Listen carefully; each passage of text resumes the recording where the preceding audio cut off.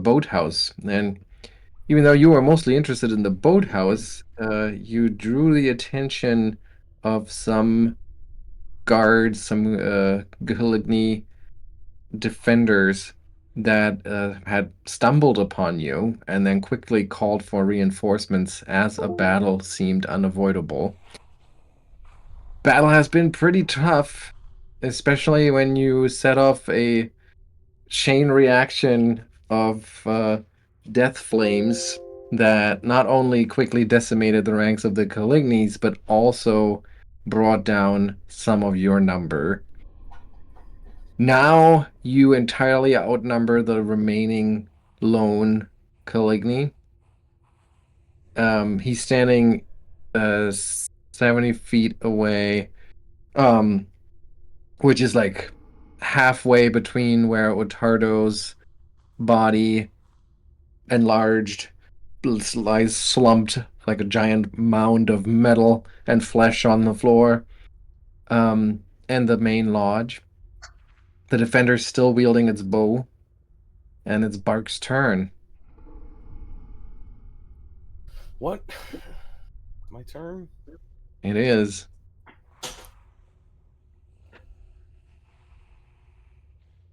Okay, but is it actually, though? Because I'm pretty sure I'm the one who blew everyone up.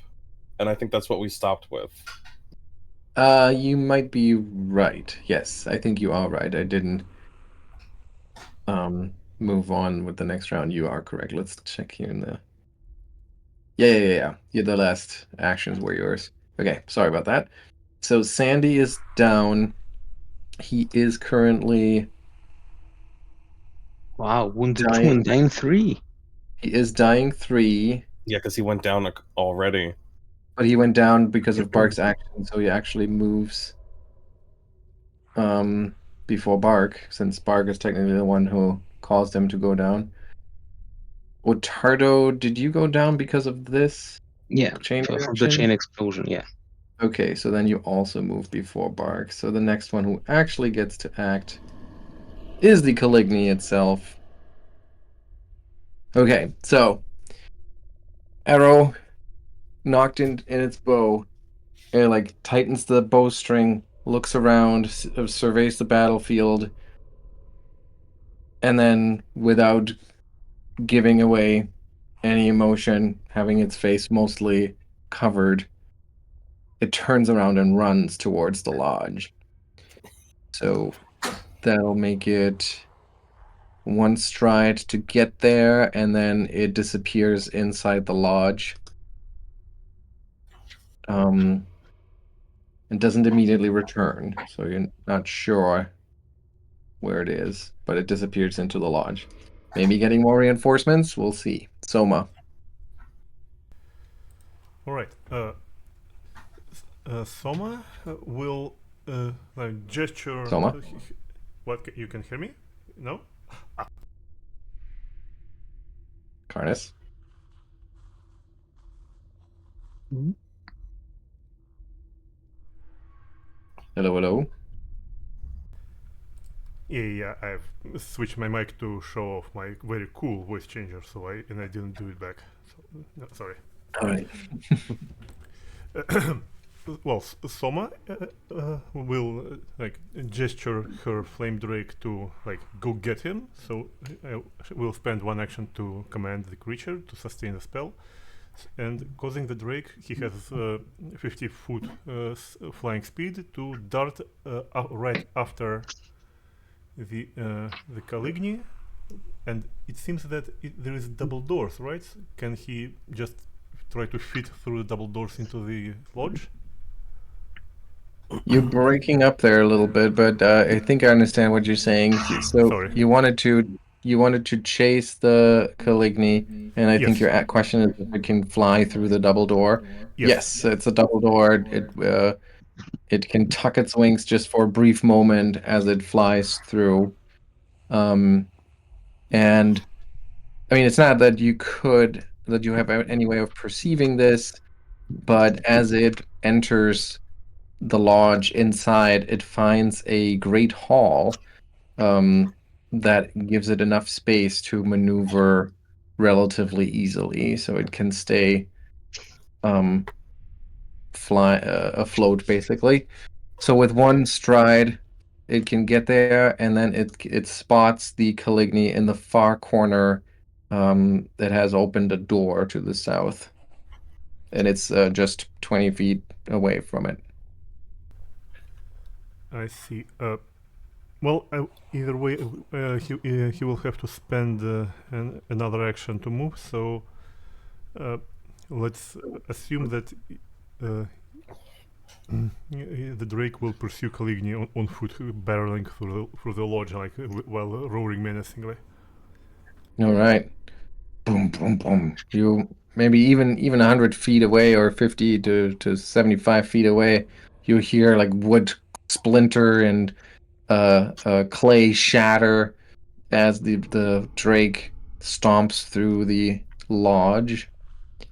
And that was its second stride.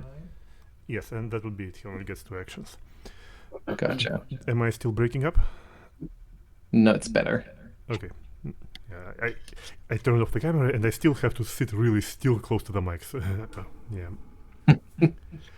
Okay, and the next 2 actions I will cast heal on Sandy, so from Soma, so he will not die. Okay. Let's see, I have 4 rank. Let's put 4th rank heal on him.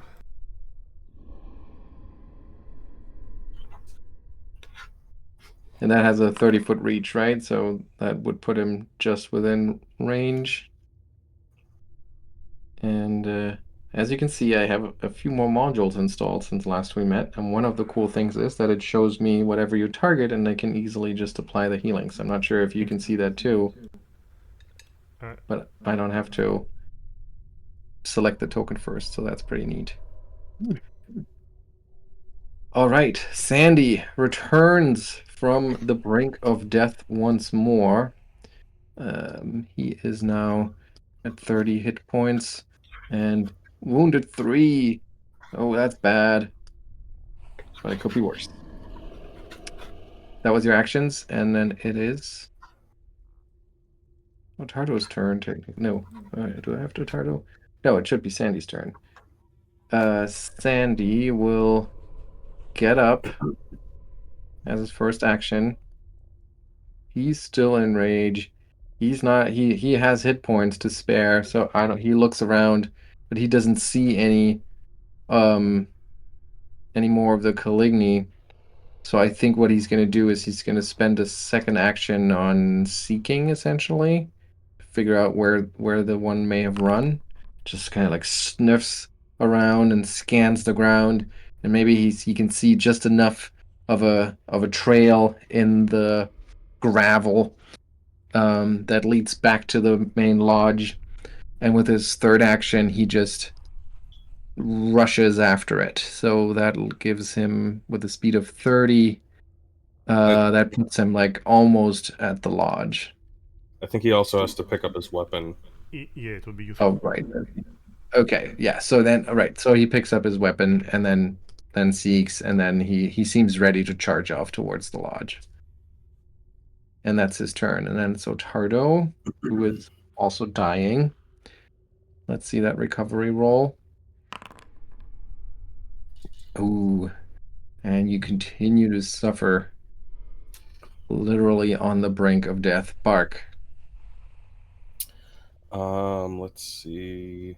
Well, probably should have saved a heal for this. Well, my my automatic potion delivery system is currently offline, so I'll have to do it the manual way by rushing over to Ottardo with an elixir of life and dumping it down his throat. I think that's going to take all 3 actions to move, draw the item, and administer it. So, All right, but it does come into effect right away, so let's roll that. 30 points. Very nice. Ottardo, you jolt awake, coughing up blood. I'm gonna come over here. but feeling, well, not great, but greatly restored at least. And okay, so then we're back at the last remaining defender here, who's facing the Drake right in front of it, but it doesn't really, I mean, it did make the decision to run. None of you can really see this, so I don't think I'm gonna talk much about what it's doing. I don't know, Connors, if you have vision of share of vision with the Flame Drake, but you basically don't No, see no. what it sees. Spell doesn't do that. Yeah, but I'm not sure if Foundry lets you see things that the Flame Drake lets you see. So, okay, so that was okay. All right, hang on here. All right, Soma, it's your turn. All right. So, I suppose I still have to sustain the spell, and I think it would be more prudent for Soma to run closer to the lodge, so she would actually have any idea of what's going on.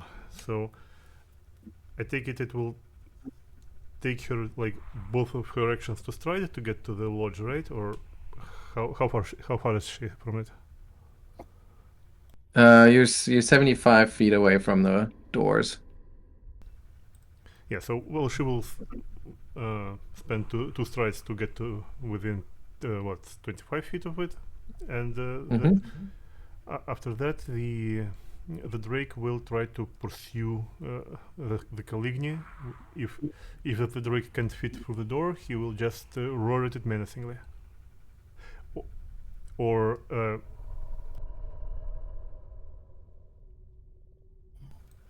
if he can reach Caligny with his tail, he will try to hit him with his tail. So it could squeeze through the door if it wants to. Squeeze. I believe squeezing is a full action, right?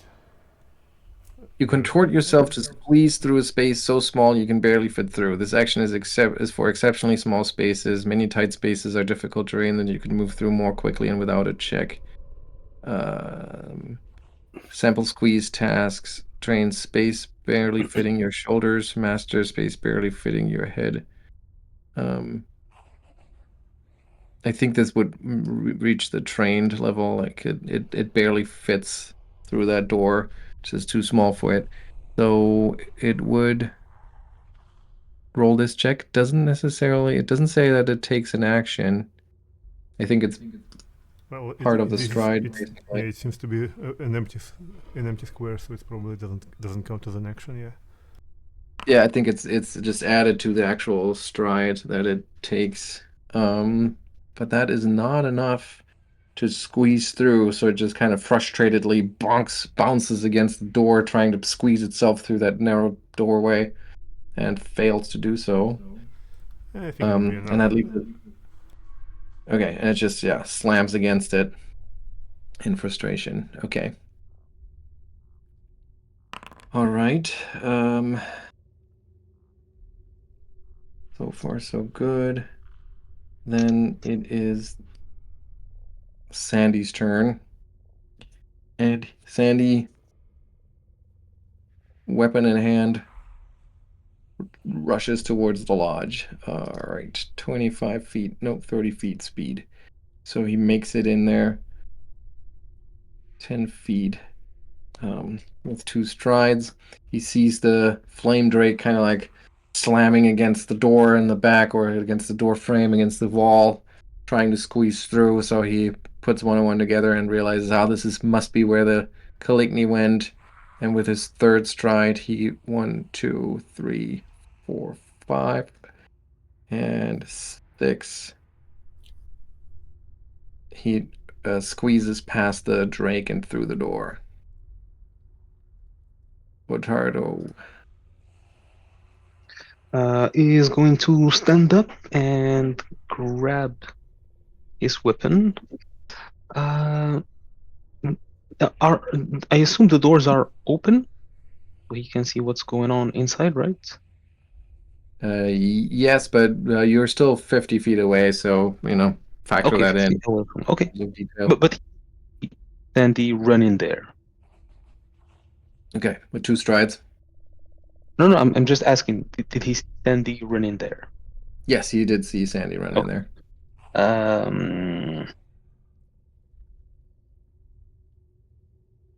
I think he's going to notice that Nick not moving.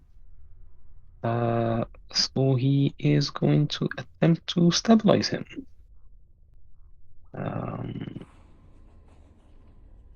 Where are my actions? Oh, I can try this. Stabilize. I need to target stick.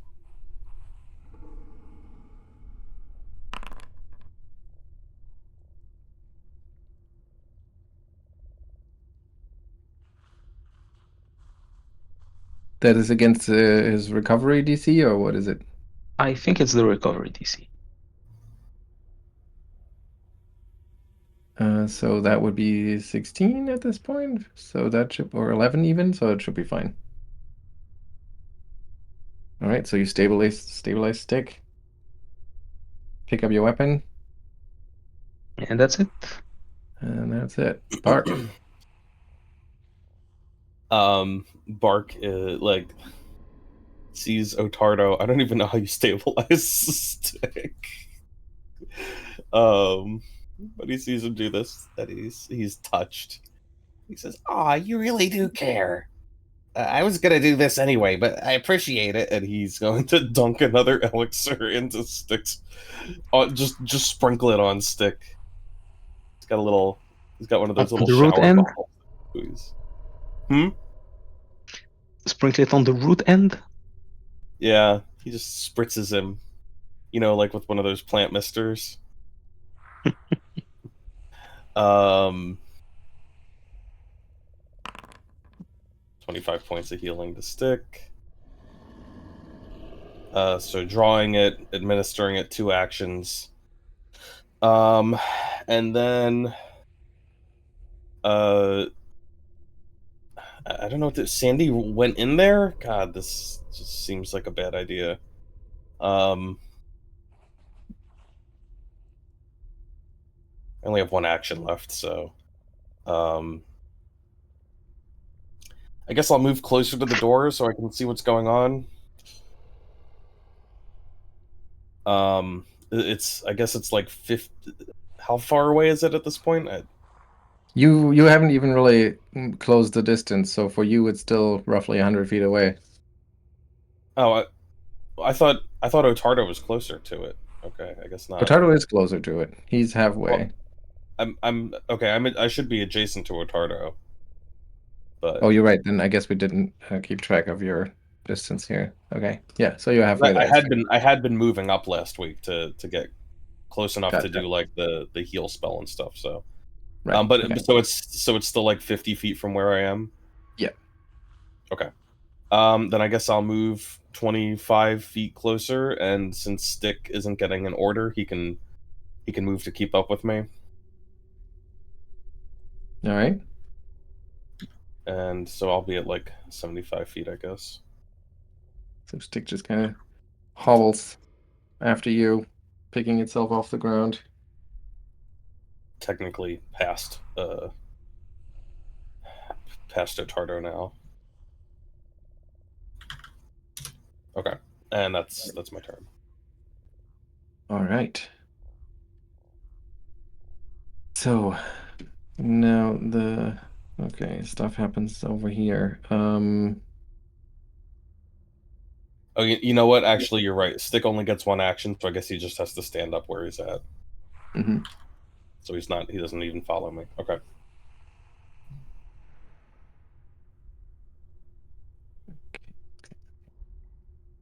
Hang on.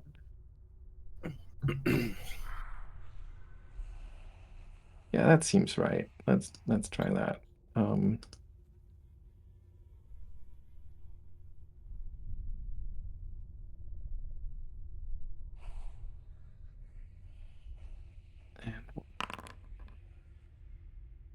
What?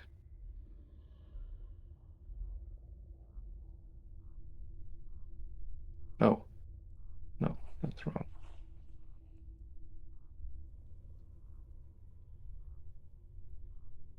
Okay. Okay.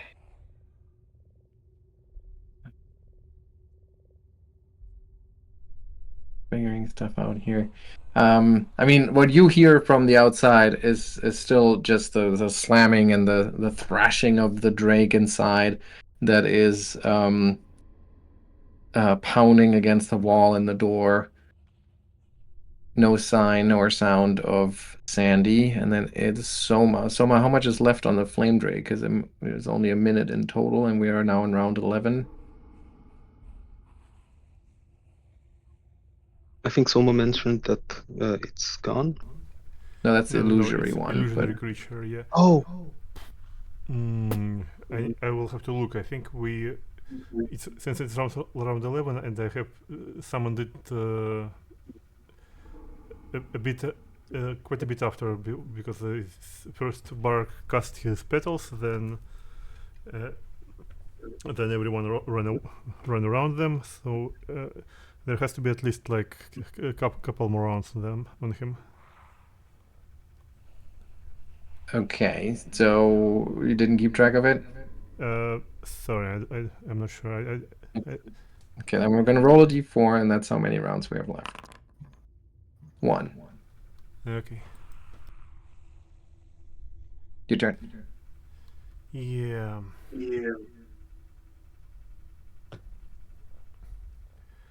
Okay, so someone will have to spend at least two of her strides to get into the hole, right? So she was 25 feet away. That will make one stride, right? And another one for another 25. That's correct.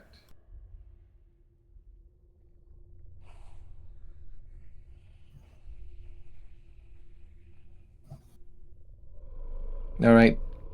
So as you move behind the flame drake, I mean, its towering figure is obscuring most of the doorway, but you can see Sandy beyond, short, like a narrow room adjacent to this one, and he's already opened up another door. And even further than him, you see another Caligny. This one, however, seems to be unarmed, standing tall in front of or behind almost like a desk, like a table, simple looking table.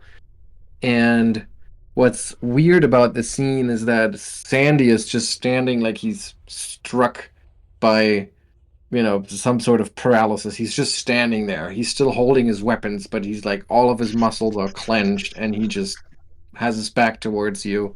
You can't see his expression, but he's not moving at all. I see. You have one action left. Yeah, but what the most important things that Soma sees is that back end of the wall is 20 feet away from Sandy. So with a flick of her wrist and pointing of the finger, she makes a command to Flame Drake, and Flame Drake does his thing, because his thing just had recharged.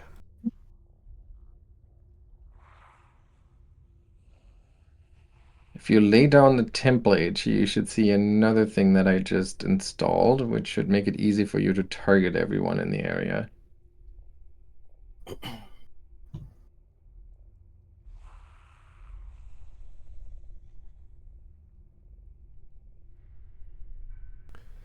So it will be something to this effect.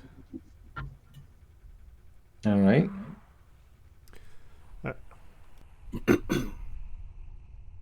Does it ask you to target everyone in the area? Good. No, it doesn't. Oh, too bad. All right, so then these two need to roll their reflex save. They both succeed and crit succeed. Let's see the damage. 16 regulars, so one of them takes none and the other one takes half. Okay, so the fireball goes off in that room.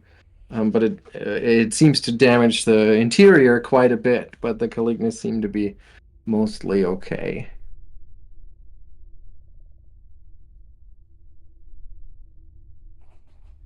Is that your turn? Yeah. Okay.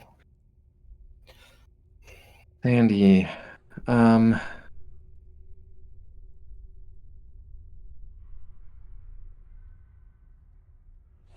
Okay. Now, Soma, you see Sandy turn around and his eyes are glazed over and just stare in the distance. And he drops his weapon and then slowly walks backwards into the room, stumbling as he does. And he basically walks right into the arms of the Caligny that's been here, or that ran back inside, who's now holding a short sword instead of his bow, and he's like grabbing Sandy, putting the short sword with the pointy bit to its throat. That's his turn. At the end of his turn, he gets a roll to see if he can snap out of the condition, but it's not looking good.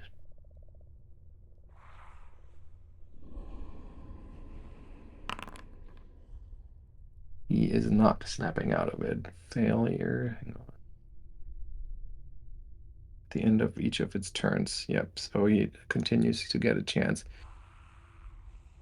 All right, so that's what you observe from there, Soma. Ottardo. Okay, well, I guess Ottardo will enter the space. I think with 3 action he can move 60 feet. Okay, 60 feet. So I guess that makes him puts him here, just inside. All right, yep, that seems right. Okay, now I can see the interior. Okay.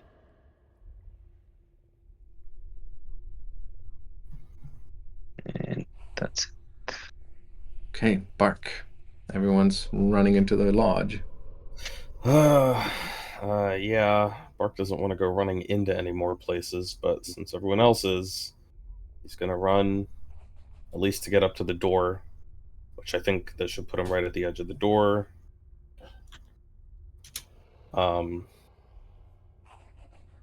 Great. Can't see anyone. Well, can't see Sandy specifically. So 1 action to move.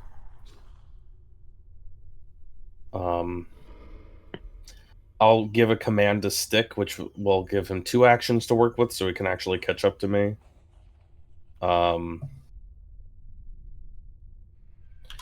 And then I will raise a shield because I don't see a threat right now. So, All right. Okay. The Caligny holding Sandy hostage yells out in Caligny, which I believe currently nobody is still not able to understand.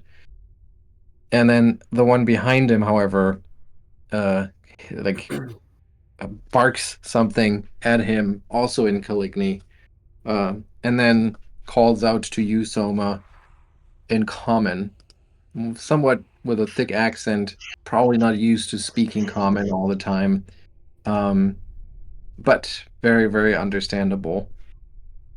And she says, "Drop your weapons, call off this slaughter.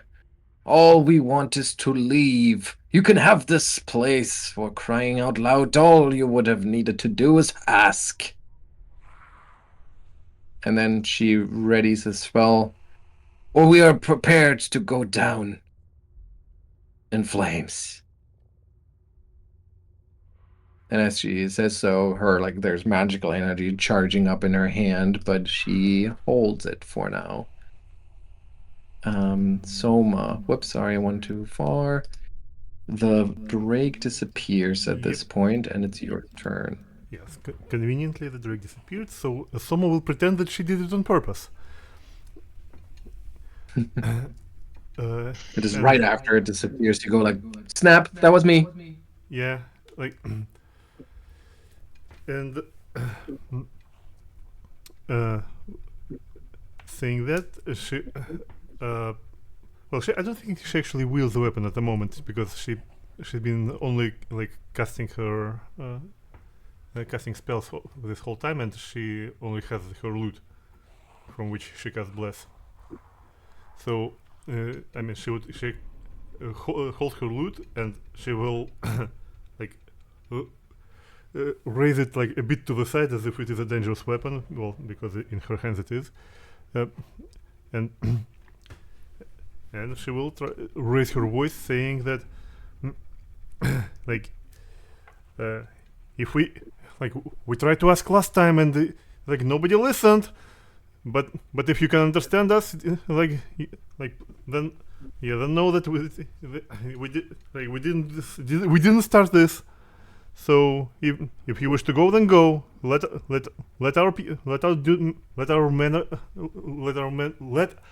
our guy come back here, and we will let you out in kind. Like, so this none of this had to happen. So I guess I could try diplomacy. Yeah, let's try that. Sure.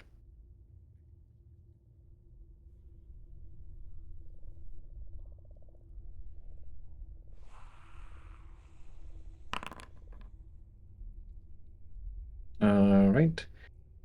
And you can target characters for things like that as well. Yeah. But anyway, and there's also the basic action macro thing that can help you find the right one to like depending on what kind of diplomacy check you're trying.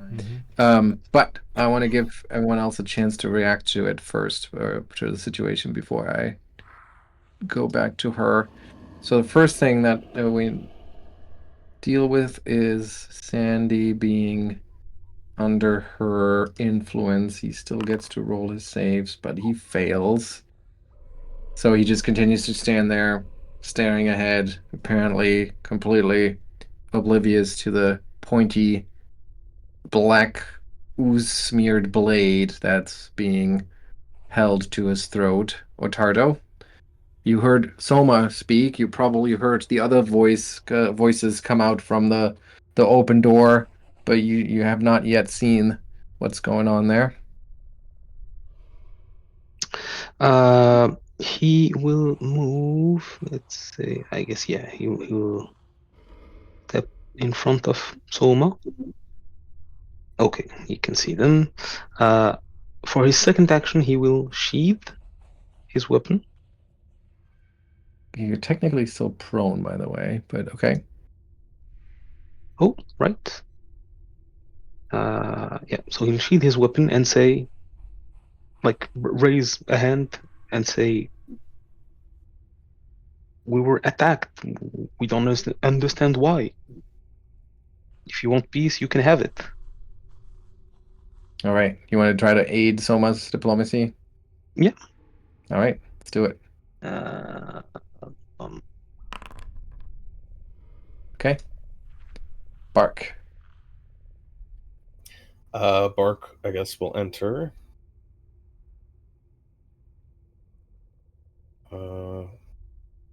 Trying to see who everyone is talking to. Still can't see them. Which way are they facing? Who is facing? Oh, yeah. Who are you guys talking to? Can I tell which direction? Oh, yeah, through the open door. Yeah. Okay. You could peek through the corner, probably. Oh yeah, I forget how you do that. You can move a square back, yeah, but you can use Q and drag your token. I thought it was Q. Maybe it's not. Oh well. Yeah. Bark will like step around the corner to see the situation, sees Sandy there, sees these other two, hears them negotiating, He's like, "You don't let him go, and I'll blow you up, and all of us with us. Don't think I won't." You would aid with an intimidation. Sure, he's very intimidating. All bark. Here we go. Okay. um. So he's just a small pug-like being. Chasing his own tail as he yaps. Um. Okay, the Caligny that's holding Sandy hostage is like you can see he's visibly nervous, and clearly also not in charge. In charge is the Caligny behind him, and she also having her face wrapped up, hard to tell any kind of expression. But she tilts her head. You get the sense that she's a little confused, and then all of a sudden she seems to realize something, and she says, "Oh, you have. Oh no. Oh, you've been. You've met Dulak and her misguided fanatics. No, we have split from them, or they rather have split from us a long time ago. No, we share none of their uh their obsessions." And then she puts a hand on the shoulder of the one in front of him and says something in Caligny. And then that one just kind of like shoves Sandy forward, who like tumbles towards Bark and then plops down on you. And she still not releasing Sandy from the spell, but she says, "Okay, I can see how you would think that we would want to do you harm. Dulak was driven mad by her beliefs. That's why she ended up getting exiled from here and chose to follow her weird obsessions to the floor above. All we want to do, or all that's left of us, I guess, is leave. So, if you will let us leave, maybe we can strike a deal here." And then back to Soma. Well, Soma will, I suppose, look at Ottardo to seek some confirmation, and then we'll shrug and say, then, well, as long as you don't seek to spill our blood, we don't have quarrel with you. So, I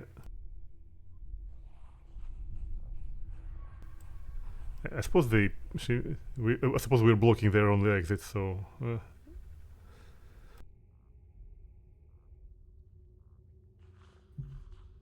So? Yeah. I'm not sure what exactly for someone to do it at the moment to indicate that she agrees to this, but well, she will say that, as I said, that as long as you don't seek to spill our blood, we will. We don't have any problems. So, like, by all means, if you need to leave, please leave. We won't stop you.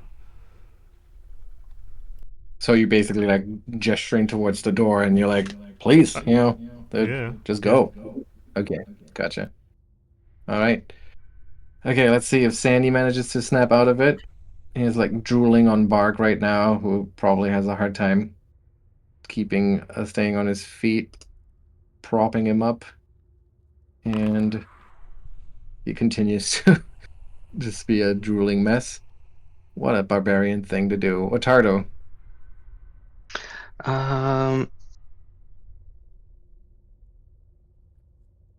So Sandy is basically just standing in place. Is that it? No, I mean, he was shoved forward and then he kind of stumbled into Bark. So Bark kind of like awkwardly holds him up. He's leaning onto Bark with most of his weight, just completely mentally absent, clearly. A husk of a man.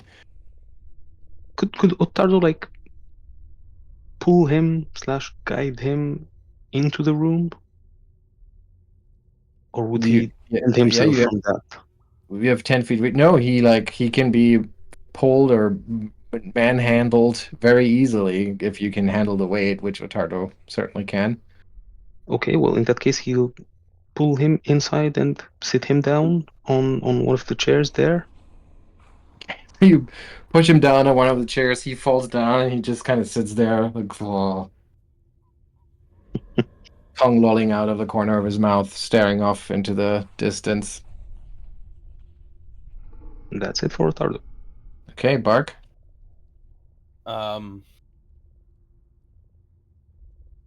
They gave Sandy back. So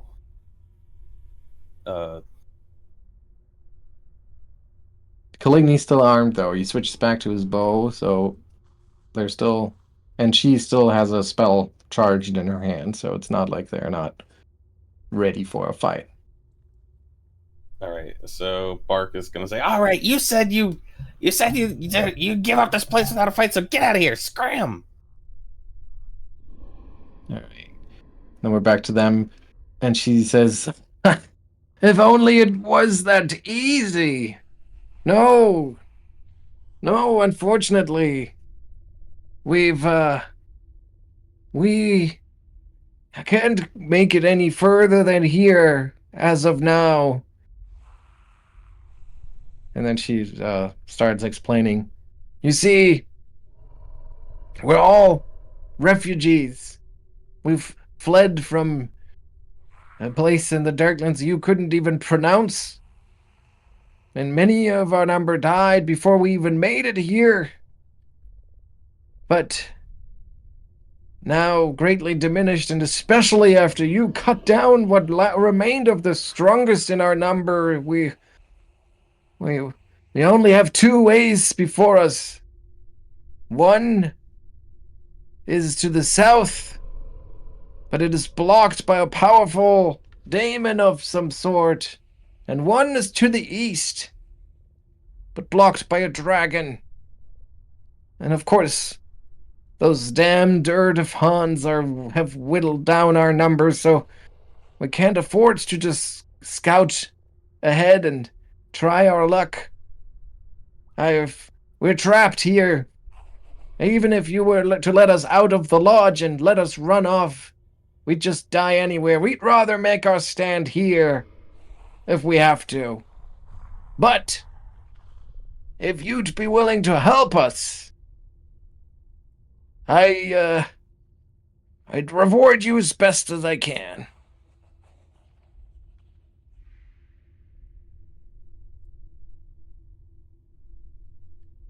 So you what? Do we Yeah, still need to be in initiative?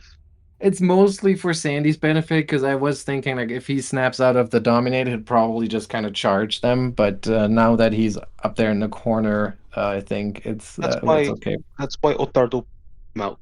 Yeah, that was a smart move, and I think we can switch or we can lift the initiative here. So first of all, though, it's 100 XP for everyone, just for the long and intense battle. And I'll see if If we go like this, we'll soon hit 11th level. Oh, there you go. And Ottardo, just in time, you moved Sandy, because as he sits in this chair, all of a sudden his eyes focus and the tension returns to his body, and you can see him like pull himself up from the chair and be like,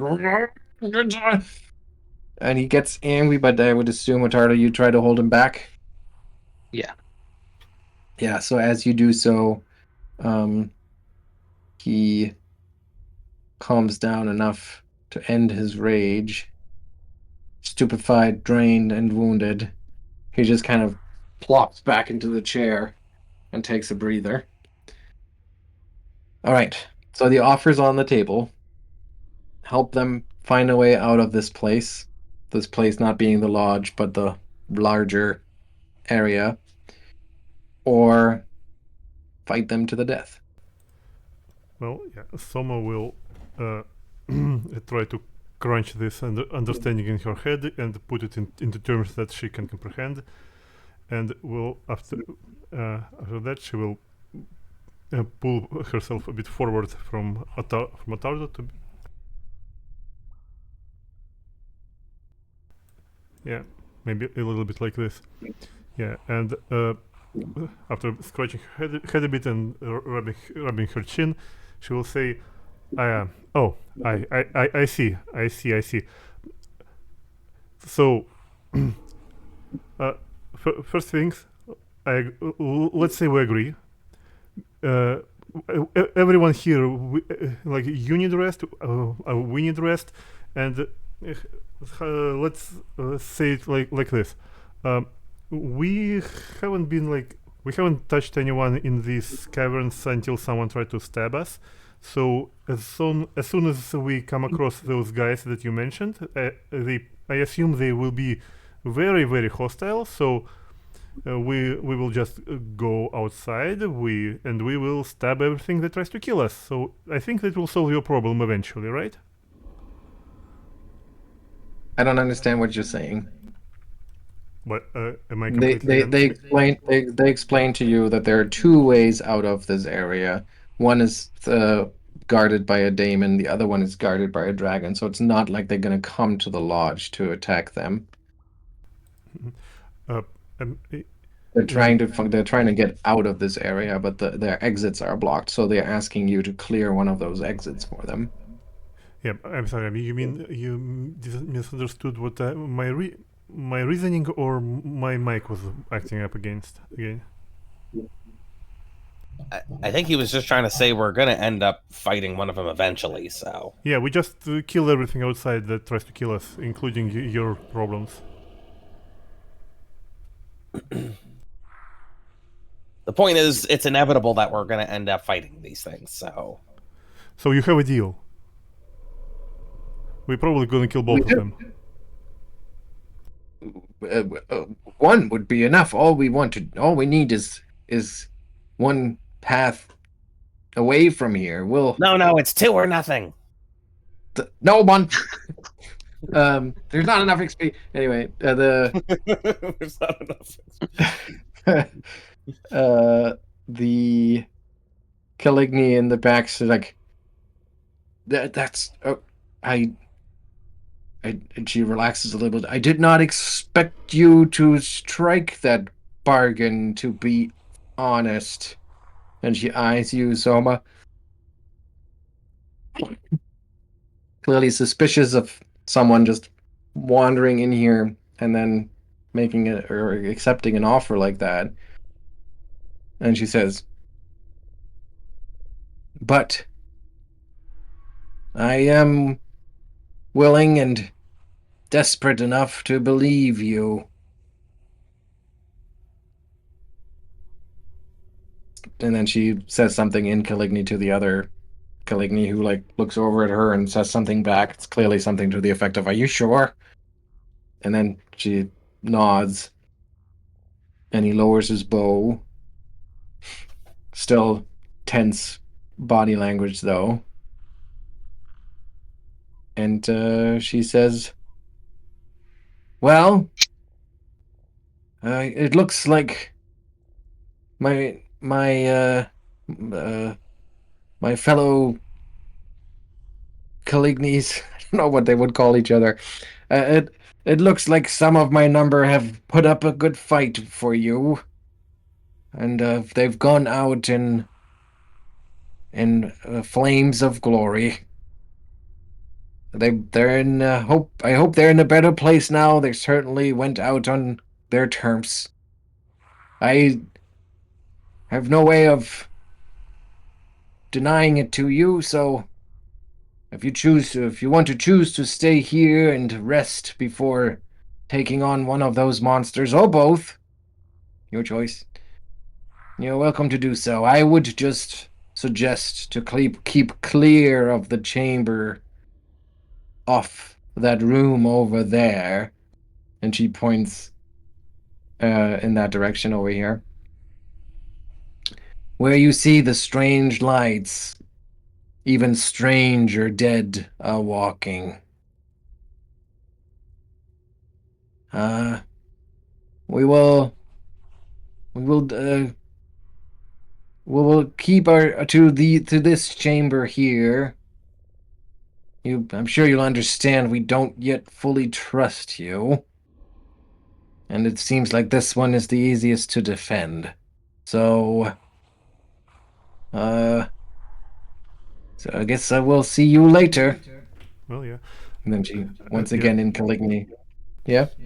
I suppose the last question we will have to ask is where exactly to find those creatures that she mentioned. Like, are they like literally behind these doors in in these chambers, or they are around the place somewhere? No, it's the greater area that they can't leave. It's basically this level that they can't leave.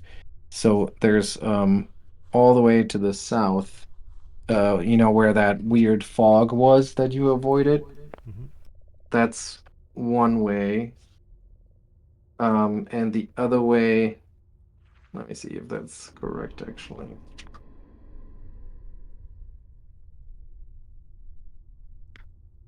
Yes, so that is one way where you avoided that weird fog that the drow had also warned you about. And the other way she describes to you is from this lodge, basically due east, you'll hit a kind of fen, like a swampy area. And that's where the dragon has made its lair.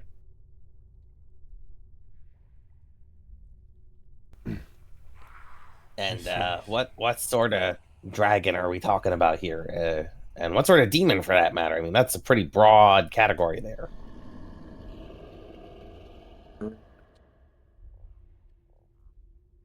Not a demon, a daemon. Like Matt, but with an E. Um, it. How would she describe it? Let me see. We haven't even seen it. We've only sensed it. My kind can feel these things, and we felt it staring at us through the fog. I think that the fog itself is somehow linked to it. It is not just a regular fog. And whatever it is that's lurking within, it is great evil. And she seems genuinely scared as she describes that. The dragon, on the other hand, um,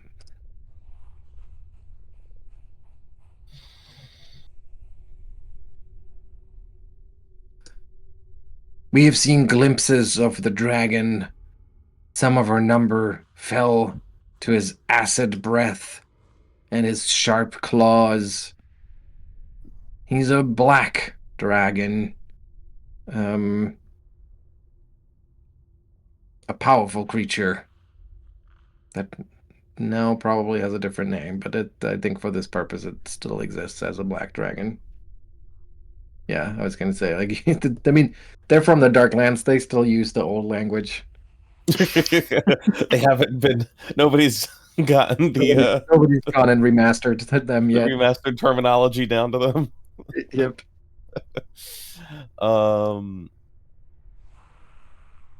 Mark's like, We've great. seen its dark shape move through the fen with great grace and a horrifying presence.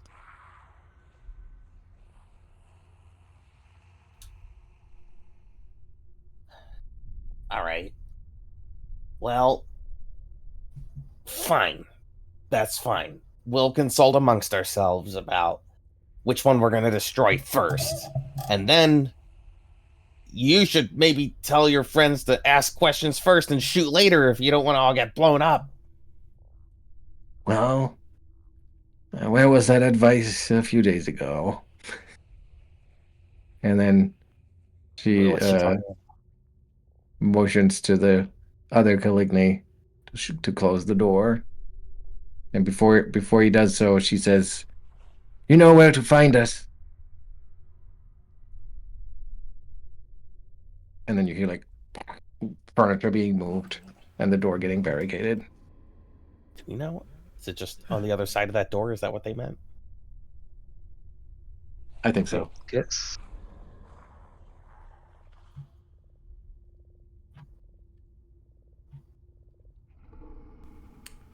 Well, that was very expensive misunderstanding.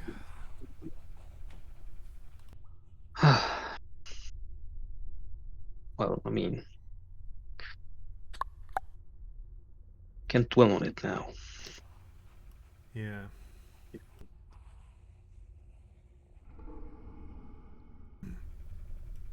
I guess we probably should take them upon their word and take a brief rest, at least in this place. It seems to be more hospitable than that boat, the boat shack. It doesn't have the mold or undead.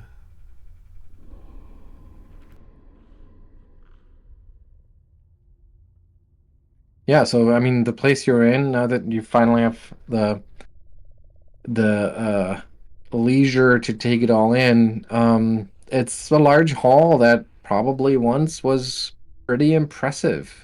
Now the walls murals are chipped and stained, the floor is covered with mud, and the few pieces of furniture that are left look like they've been hastily repaired many times. There's a fire pit sitting at the center of the chamber, which still seems serviceable and has been used recently.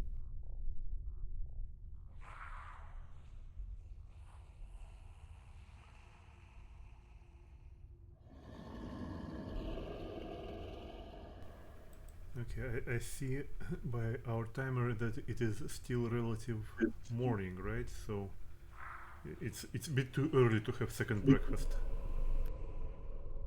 It's almost 11sies.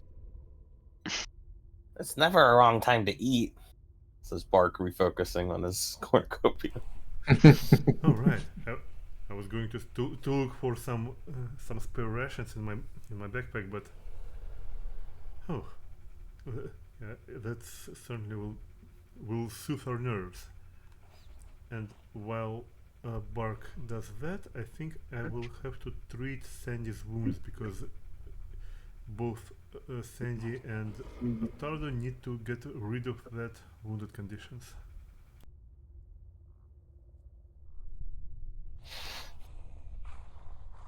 Yeah, if you check out Sandy, he clearly had a concussion, like one of his eyes is a little bit lazy.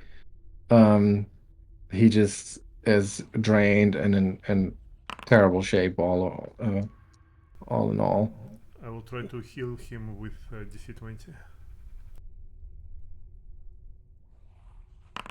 And that's a failure.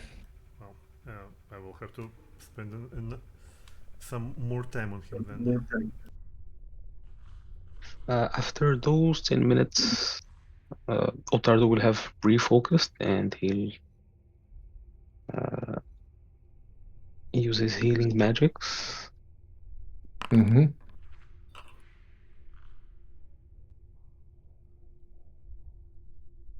Okay. Can I get a Should we- second? Should we roll for it, or can we maybe just say after an hour or whatever? So you would just want to spend as much time as it takes, basically, is what you're saying. Yeah. I think so. It's at this point, it's we seem to have at least a couple of hours worth of time, maybe for a respite, unless you start rolling for random encounters again, which will be very stressful. I might. No, but I would say, like, within the confines of this lodge, you should feel pretty secure. And the Caligny don't seem to be putting up a threat at this point. So yeah, I think it's we can just have a rest. How long do you want to rest for? I Like think full 1 8 hour hour? should be 1 hour? enough. Okay.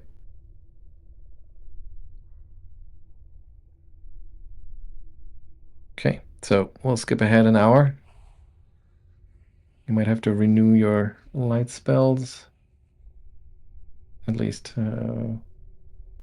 uses 24 hours now, Yeah, Soma? I think it's a remastered version now. Nice, okay. All right. It's an hour later. What do you do? Well, I don't know about you guys, but I kind of have used a lot of my spells between, uh, you know, well, with everything that happened there. Um, I mean, we could go on a little bit further, but I don't know how much. I've got maybe one more big one in me. If you want to see what they were talking about with those undead, maybe it would be good to clear out any threats in this building before we go. You know, this could be like maybe a sort of base down here for us, and instead of going up 8 floors or whatever to try and get back to the surface. Well, I mean, I Yeah. suppose technically the drow now can count as base. Oh, right, yeah, well, we could always just go back to them, too.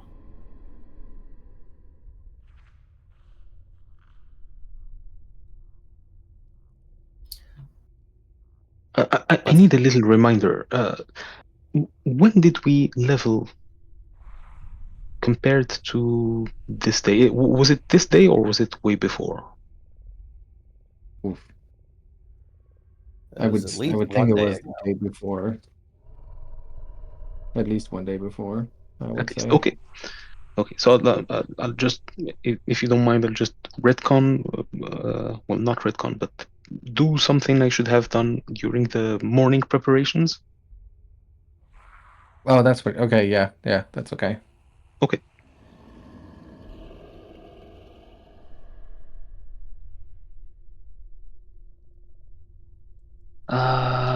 Well, yeah, I'm all for at least scouting a little bit and figuring out what are those threats that we are facing.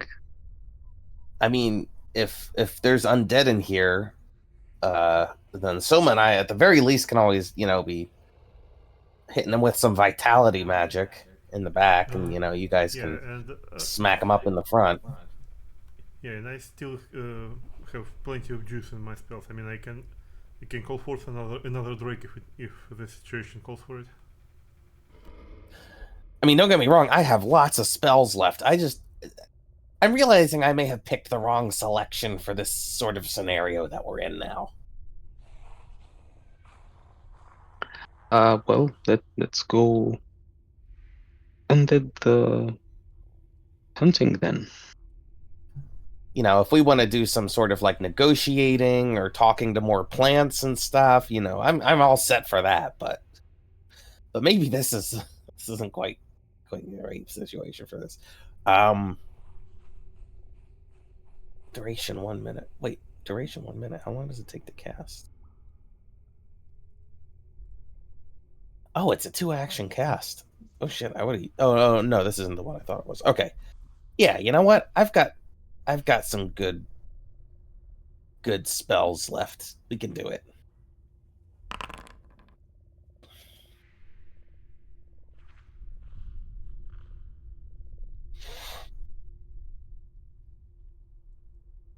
So undead or the big ones? Oh, my vote's for undead. But didn't you mean undead that she specifically told us not to touch, or? Well, that she said to be careful of. Like don't go stumbling into the room. But we will step purposefully into the room, so we'll be fine.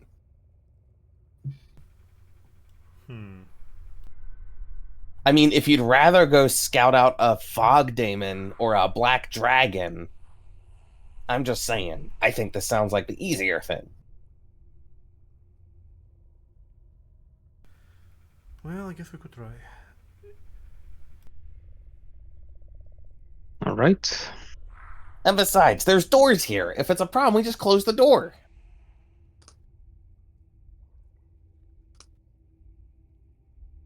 And Okay, so you check out the room next door, which is filthy and smells stale.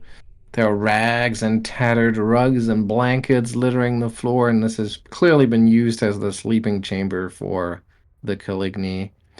There is a little bit of a dim light illuminating the room, which is coming out from the cracks around the door to the south, which glows weirdly. I guess this is the one. That's the ghost Ye- room. Okay. Or something. I don't know. It could be anything. And as you inspected Ottardo, you notice that the light seems to shift and as if its source is moving behind the door, but you don't hear anything. Okay. Sandy, do you want to come over?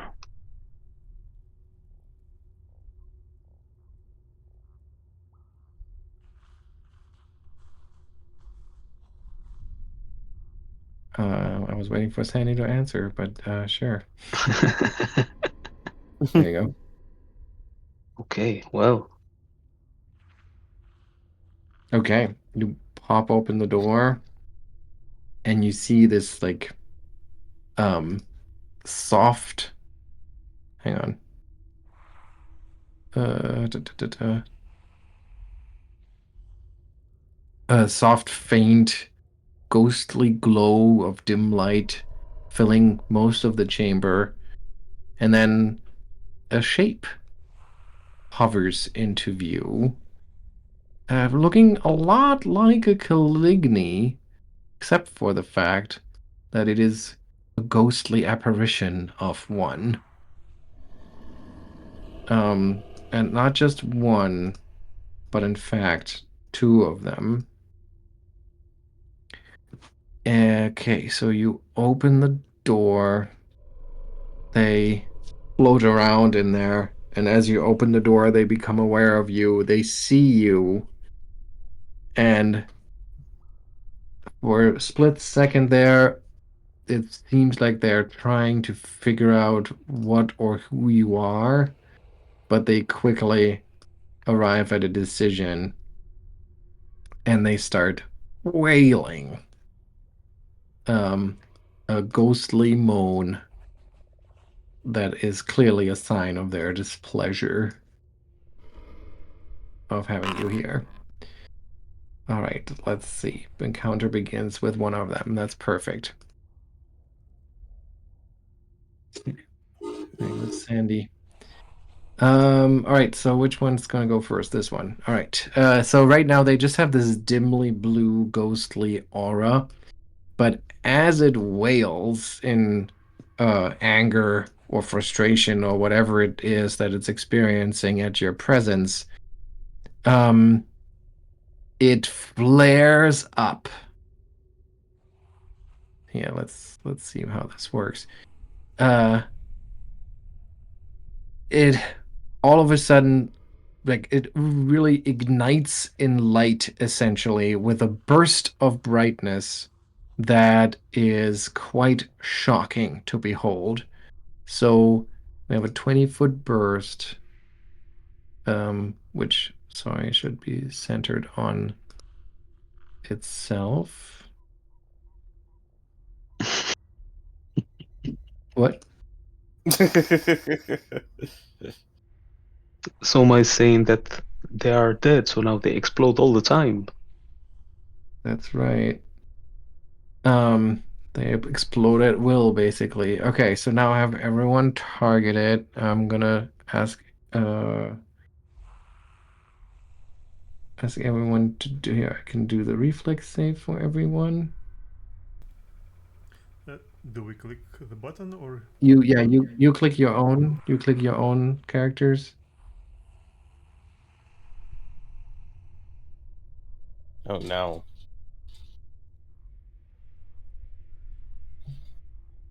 And Sandy, of course.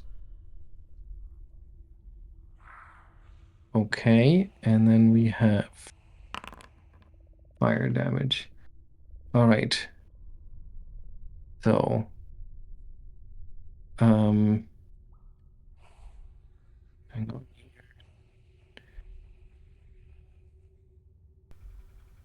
So I see that Ottardo and Soma deftly dodged, leaving Birke in the way of the in the line of fire. Ah! So you should take your corresponding damage. I mean, you can see the level of success, I believe, so you can decide whether that's half or double. And Sandy should take succeeded, so he will take half. And the Bright Walker crit succeeded. I don't think it would. I mean, they must be immune to this, right? That would be weird if they aren't. The normal versions aren't immune to their own explosions. Yes. That is correct, and I guess in death they aren't either, but I targeted one of them that shouldn't be targeted by accident, so it's this one. That one takes crit succeeded, so it takes no damage. Okay. All right, has everyone taken damage? Nope. Soma, you need to take damage. That's a crit success. Oh, that is a crit success. Okay, great. So that is the first thing it does, which took 2 actions, and then with its third action, it is going to shoot a ray of bright, radiant light straight at Ottardo. The light flare did not have the attack trait, so it's just going to be regular attack. That's a hit. And it causes 14 points of fire damage, which Ottardo suffers. All right, and then it's Sandy's turn. Okay, Sandy does what Sandy does, which He is... still has stupefied on him. I don't know if that's correct or not. That is... I think that's correct. I think that doesn't go away that easily. But it doesn't really impact him that much, I think. Yes. Right. He doesn't care if he's stupefied. It's just Sandy. Okay, so he takes an action to rage, and then he rushes into the room with his second action, and with his third action, he's going to target one of these. And, oh, he had his maul already picked up a long time ago. And then he's going to swing his maul at one of them. Misses. Soma, your turn. Alright, let's get back being a bard. So we will start the soundtrack.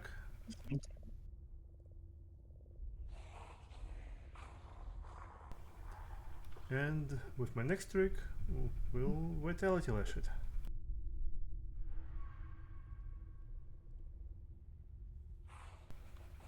The one that she sees right in...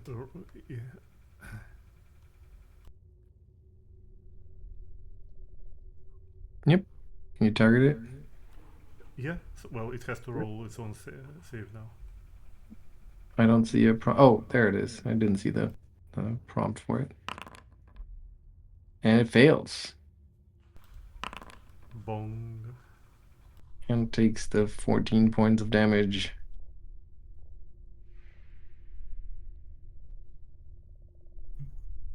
Ottardo. Alright, Ottardo will swing his flick mace over Sandy's shoulder.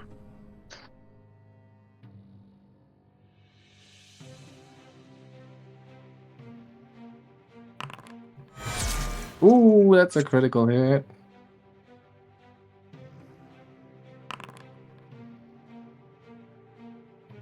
And since it is a ghost touch weapon, it takes a 2 times 1d6 persistent on top of it. Bad.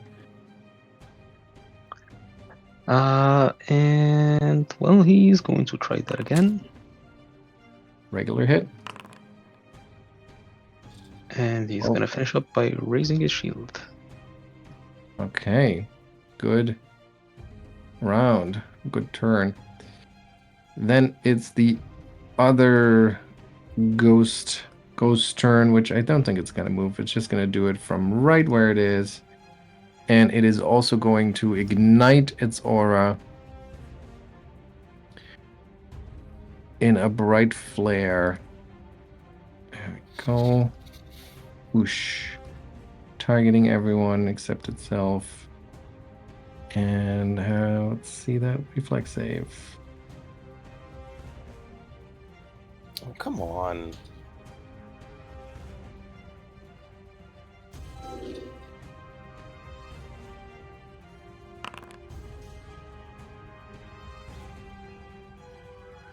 Okay, the other ghost thing takes half damage. Oh, but it is enough to have its resistance reduce it to 0. Sandy manages to succeed, so he takes half damage.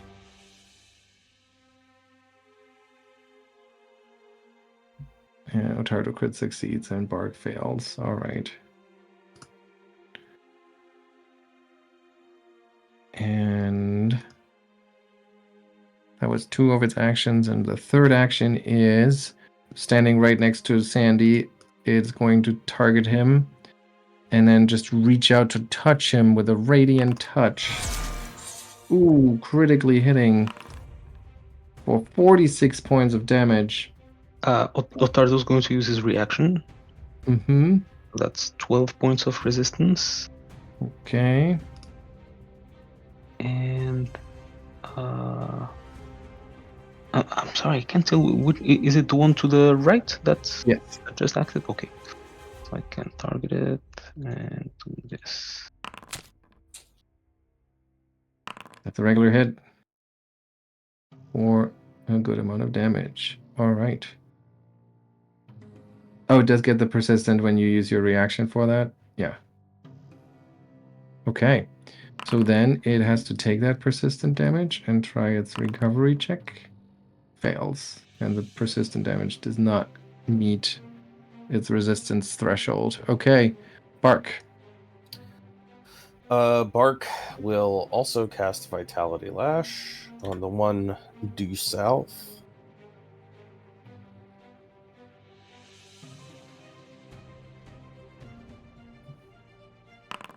Tries to save and succeeds.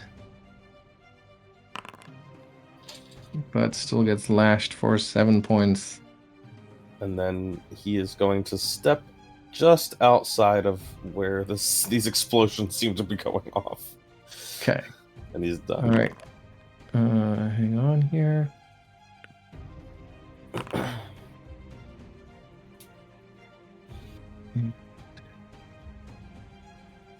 Okay, so then it is one of these creatures' turns. Which one is it? This one. All right, it's gonna try to touch Sandy.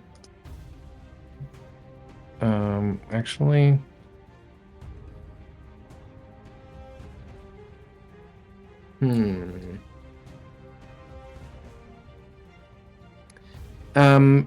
Is Souma's... What kind of light does Souma's light spell emanate? Is it bright light or dim light? At this distance, it should be bright light. Bright light everywhere? Okay.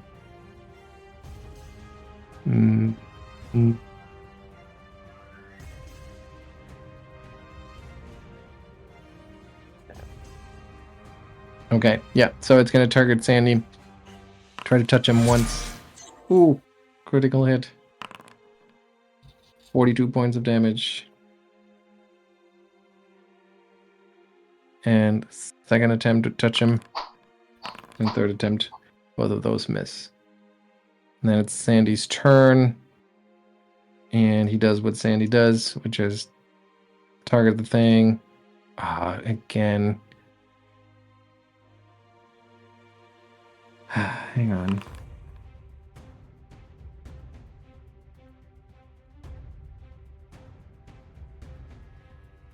Okay.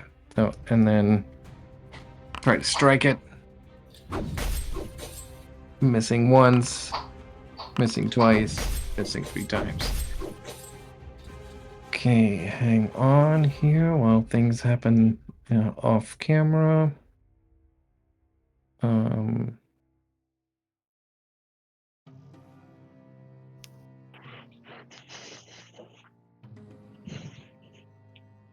Okay. All right. The Caligny appears in the doorway, and she is upset, visibly upset. And at first yelling in something in Caligny, and then like switching to common and being and saying, "What the hells are you doing? No, no! I had them calm and controlled. Souma, your turn." Well, some of will turn to the one at first to the ghosts, then to the Caligny, saying, but. Well, you said the dangerous undead. What would we have to do, man?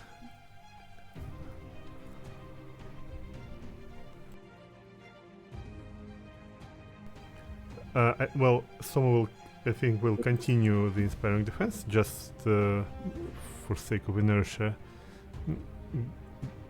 But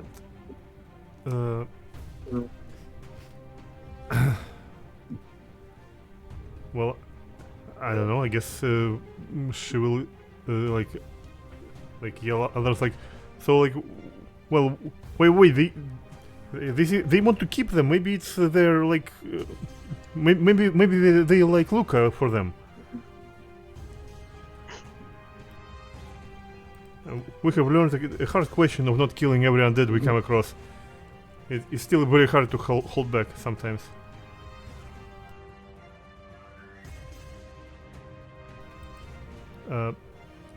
Okay, if this the Caligny woman we don't know the name of seems to be upset, let's not attack the ghosts for now. Okay, Ottardo. Ottardo.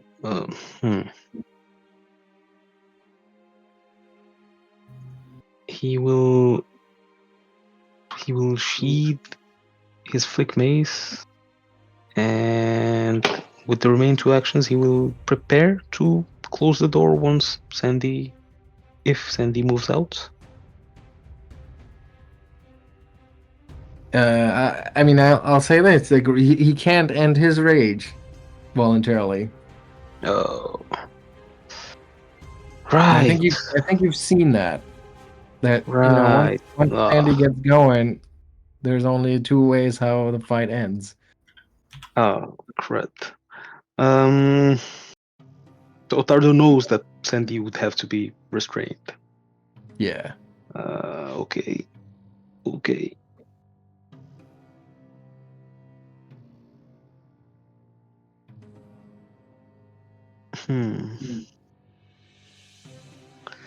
All right. Well,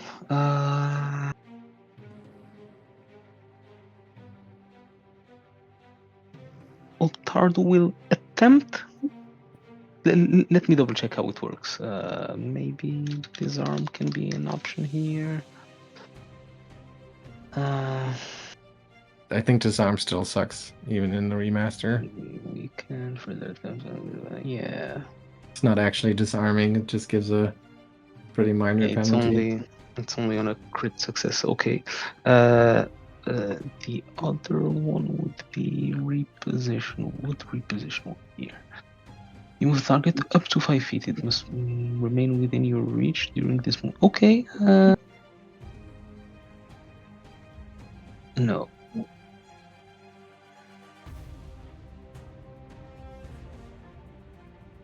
Well, maybe we can try that. Ottardo is going to take a step to the side and attempt to drag Sandy out. Okay. So I will target him, and I do have reposition there. Let's see.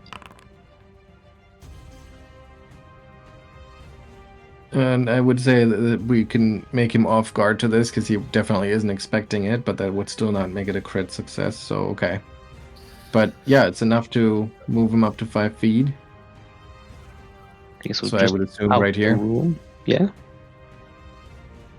And that is Ottardo's turn, and hopefully somebody else is going to defuse the situation. Let's see. Well, the ghost in here is gonna hover forward. I'm gonna try to touch Sandy. So 1 action to move, 1 action to strike melee, critically hitting. Maybe the problem will solve itself. He takes that damage. Is And that 3 then crits he's taken? Yeah. yes. And second attack is a miss. Then it's Bark. Bark turns to the Caligny very annoyed. And he's like, if you didn't want us to fight him, you should have said there's undead in there, but there's not a problem with them. That they're like friends or whatever. Not like, oh, stay away because they're scary. That's just an invitation. He's rumbling. And as he's doing that, Stick is reaching out with his 15-foot long arms and closing the door.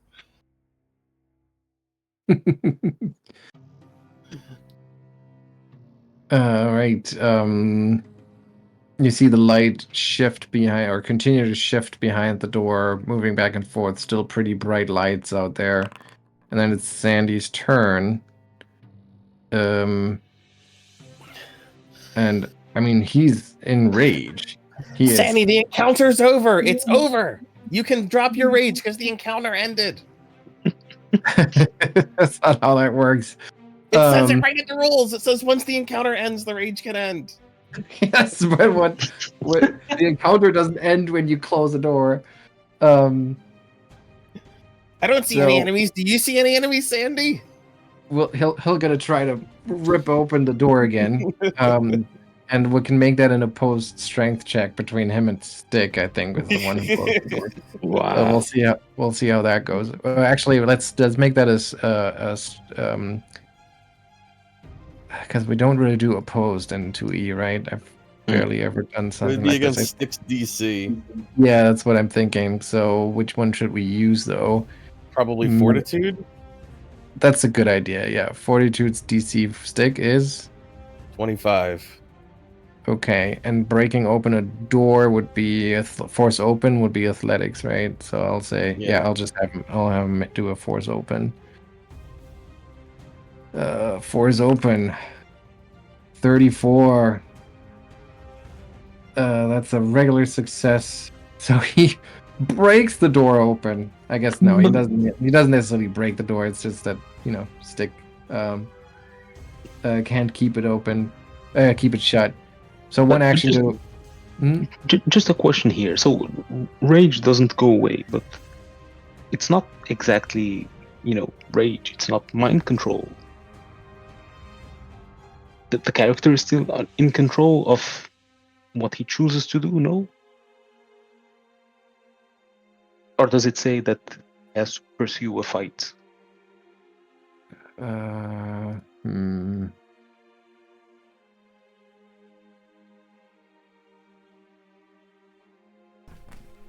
I think it says that you can't take actions that require concentration or have a concentrate trait, so Right. it does somewhat limit your actions. Yeah. I mean, the question is, if Matt was here, would he be forced to keep fighting this encounter, or could he say, "I don't want Sandy to keep attacking"?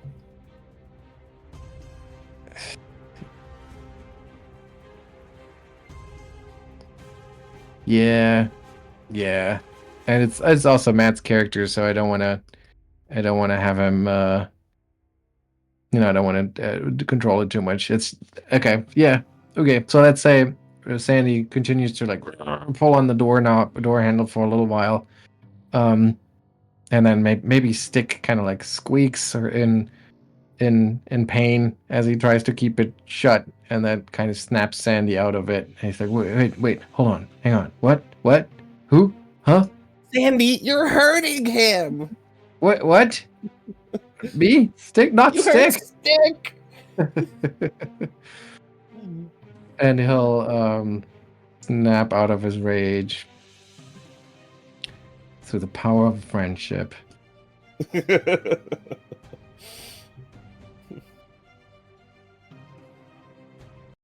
And okay, so and then the next thing that happens is the Caligny rushes in, and she says, "How should I have known that saying that there's powerful undead to be left alone means the same to you as saying just wait an hour before you fight them? God damn it, there!" And she pushes Sandy out of the way and runs up to the door, and then like puts her hands on it in her ear, and she feels around it carefully, and she starts muttering in Caligny, like soothing words, clearly meant to calm the spirits beyond.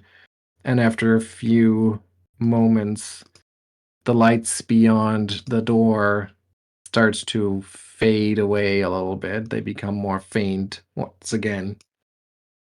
And you can still see them shift and move around, but they're much more dim. And then she exhales and she says, "Phew. I told you there are only few of our number left. We can't afford to lose these two. They're powerful allies of ours. Maybe not to you, but to all of Caligny kind. They are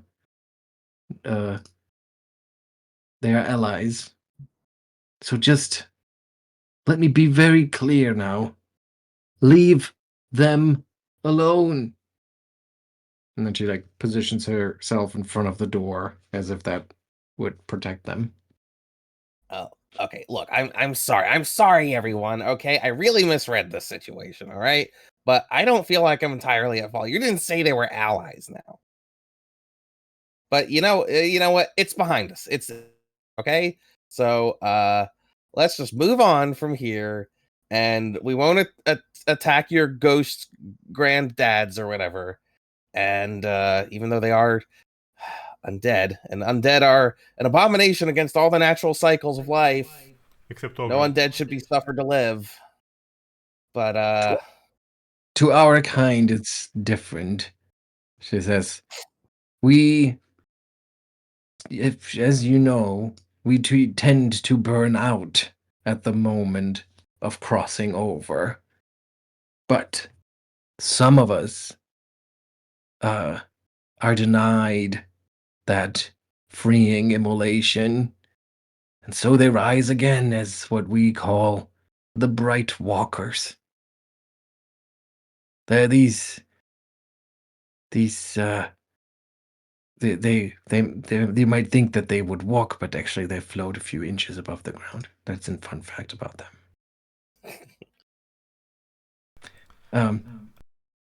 But they're less. We don't even consider them truly dead in the sense. Well, I mean, They've been they are denied undead, yeah. true death. they're definitely dead. Look, and that's another thing. Can we talk about this? You guys just explode into a puff. You don't even like leave a body behind that can be returned to nature, Nope. Decomposed and returned to the natural. No, it's Nope, that's what we doesn't sit do. right. Yep, Doesn't sit that. right with me. Listen, I mean, just I know. what we're saying is you really have a great need of a good cleric here. Like, I mean, I don't know what a cleric would do. Maybe he could like, I don't know, raise these guys or something. But like this is clearly not the way people supposed to stay like it. Do you just keep them in that room, or do you like? Do you do things with them? Can they fight dragons?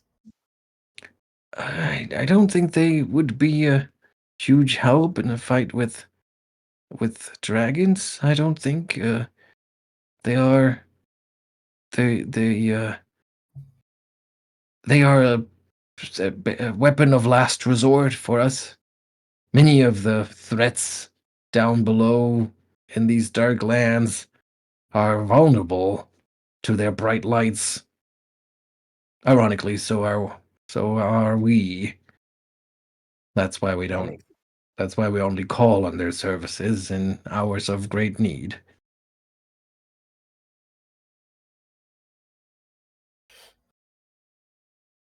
Okay, well, look, next time, just communicate a little more clearly, and we could have avoided this whole mess in the first place. That But seems to be a I'm sorry pattern. you weren't clear before, okay? That seems to be a pattern amongst you and my kind. Well, you guys, the communication issues are pretty heavy, You show up on the scene and you start shooting at us, and you're like, "Oh no, we didn't need to fight." And then, you're like, "Oh, there's powerful undead. They're dangerous." And we're like, "Okay, well, we'll deal with them." You're like, "No, no, we didn't want you to fight." So, I'm just saying. Anyway, just keep this door shut, please.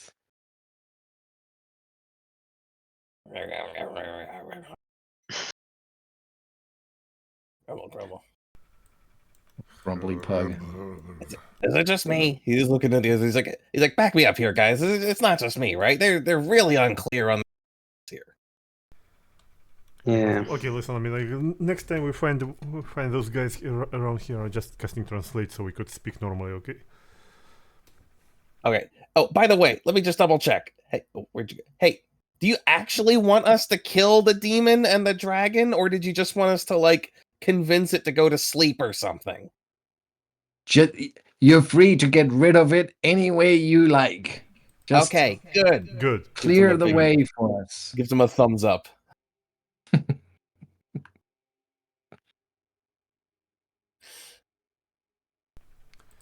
All right.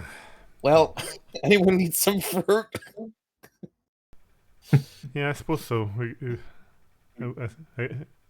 I could use a bit of snack.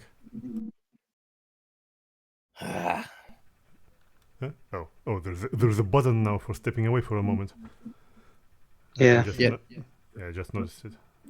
I'll be right back. All right.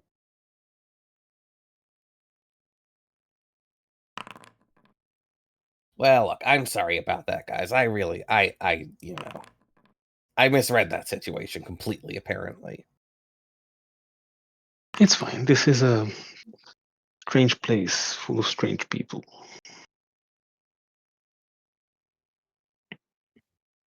Very true. Okay, well, apparently I needed to eat all those fruit, so I'm gonna sit down for 10 minutes and refocus.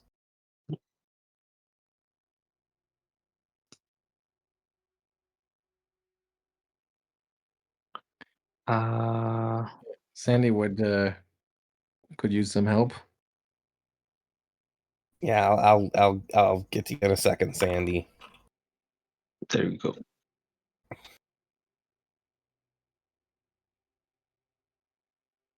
We could maybe just call it like 30 minutes or something, and yeah, if we're able to take the time, we'll heal up again, I guess.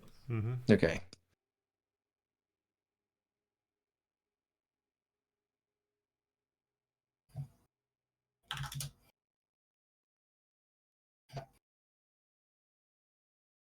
All right. So hard to tell the time so far on deep underground, but you think you're right around afternoon when you feeling patched up and ready to go. Where are you going to go next?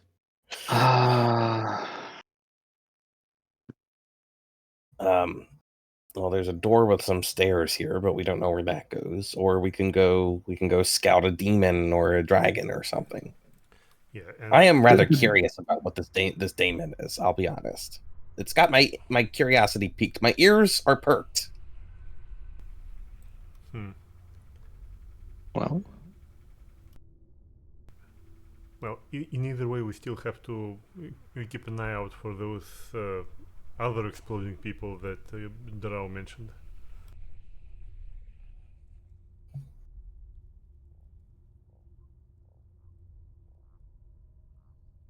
the transparent ones? Yeah. After all, they are the reason why we are here in the first place for the moment. Yeah. When they explode, they're what is that? Is that fire damage again, or I forget what kind of damage? What is it? A fiery burst? Yeah, the Caligny seems to be exploding in fire damage. The transparent one seems to be exploding poison damage, and the bloated larva one seems to be exploding disgusting, I think, acid damage, and I think who else exploded? I don't remember actually. That's what I remember from the top of my head. Poison. I Interesting. think you can poison. look it up in the bestiary. Oh yeah, it's the bestiary. Open bestiary. Creatures.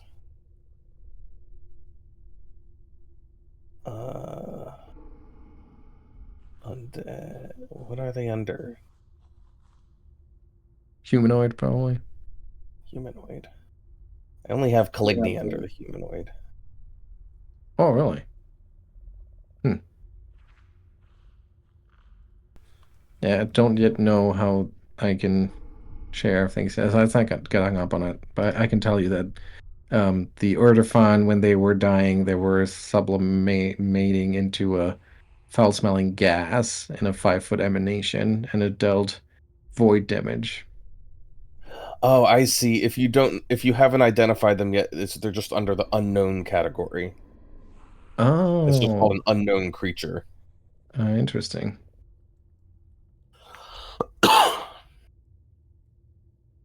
It deals void damage. Okay. Hmm. Well, that's a bit tricky to deal with. Fire's not quite as bad. There's ways to deal with fire, but void, bit tougher.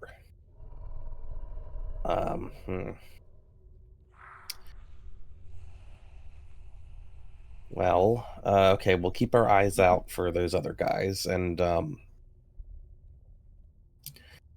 do we want to check out the fog, Damon? If it was just lurking in the fog, maybe we can do the same thing. We can stand on the edge.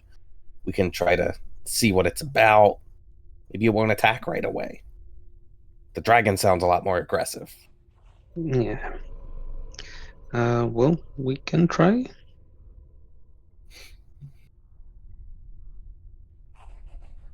All right.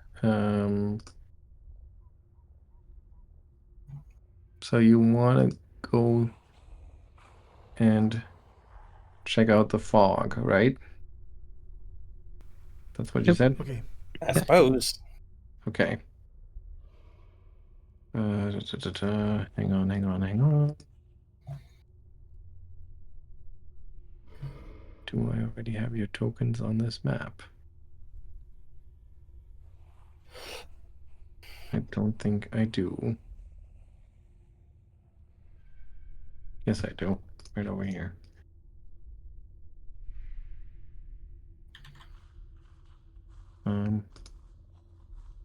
Okay. All right, so you find your way back south, making like pretty much immediately from the lodge, right? You're not taking any detours, not trying to explore anything new along the way. You're just going back the way you came. Okay. Yep. And you make it all the way south up until you see ahead in the distance the first few wafts of that strange, thick, grayish black fog that hugs the ground. The cavern itself, it doesn't really have any of that fungal growth. The further south you go, the less of the fungus growth is visible. Instead, there's just barren rock and rubble.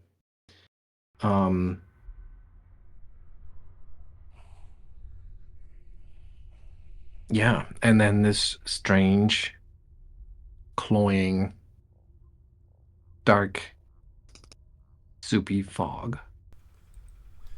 Wait, sir, Ottardo. Don't rush too far ahead. I mean, you know how we usually have to test these kind of things, right? Where, just to visualize, is the fog starting from here or deeper? Let's just use that cliff line as the line where the fog starts to get pretty thick. Okay. Yeah, I think Soma will pull out one of her glass marbles and toss it into the fog. All right, you take out one of the marbles, you toss it forward, and it just goes cling, plung, plonk, and lands among the rubble, barely even parting the fog. Looks almost like it gets swallowed by it. But now let's count to 20 and see what happens. okay, you patiently count to 20 in your head, and nothing seems to happen. Wait, I made a mistake. Let's recount again. Okay, never mind. So maybe it was flesh. I don't know. Can I do some sort of recall knowledge check on a daemon that might hide in fog or create fog? Yes, absolutely.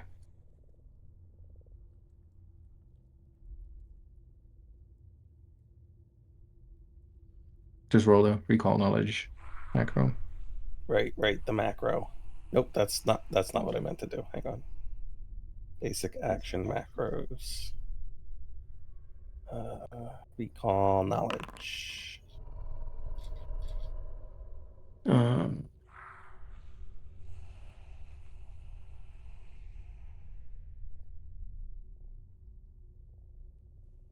Yes, you have heard of daemons that take on the shape of fog, and they're basically the entire cloud of fog is the creature. Almost impossible to fight.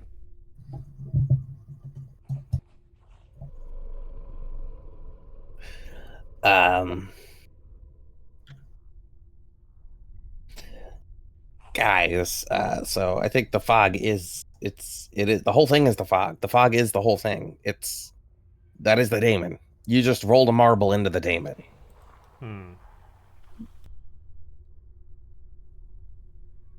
What? Are we supposed to stab the fog? I don't know.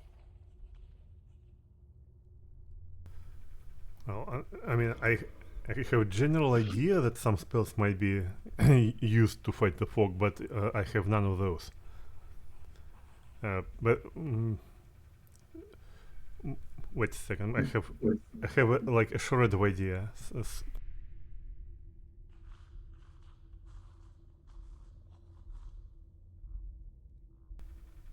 Soma will pull out a wand and show it to Birke. Like, what do you think about this? Magic missile. I mean, maybe. I guess as long as you have a target and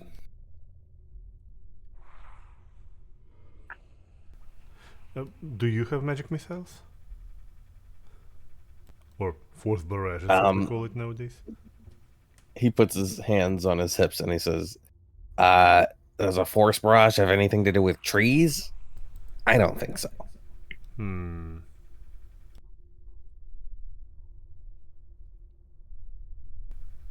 Yeah, because if this one suddenly would work, we will have to deal with a very, very angry fog that will be only harmed by magic missiles.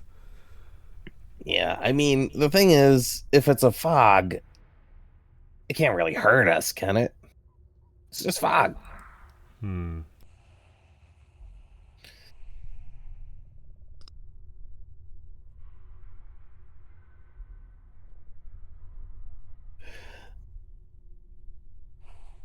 It's just fog. It's just fog. It's just fog. See? Yeah. Well, fine. I'll shoot it. Like, well, someone will make an honest attempt to target the fog with a wand of magic missile.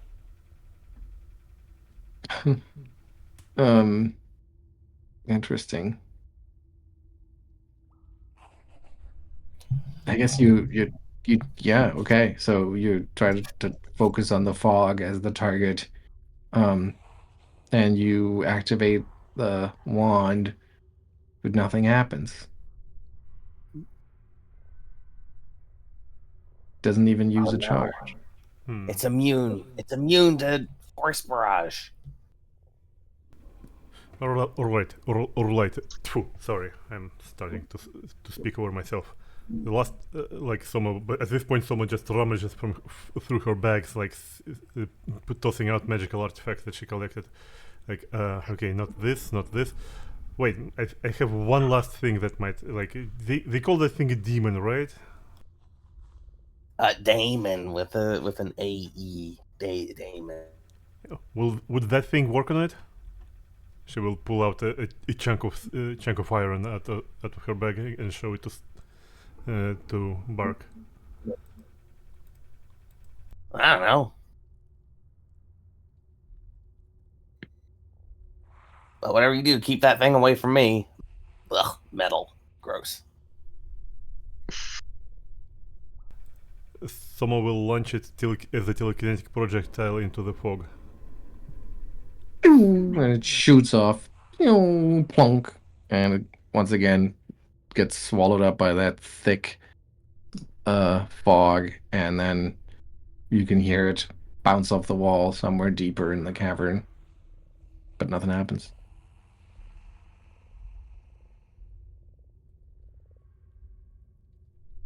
Well, I guess maybe.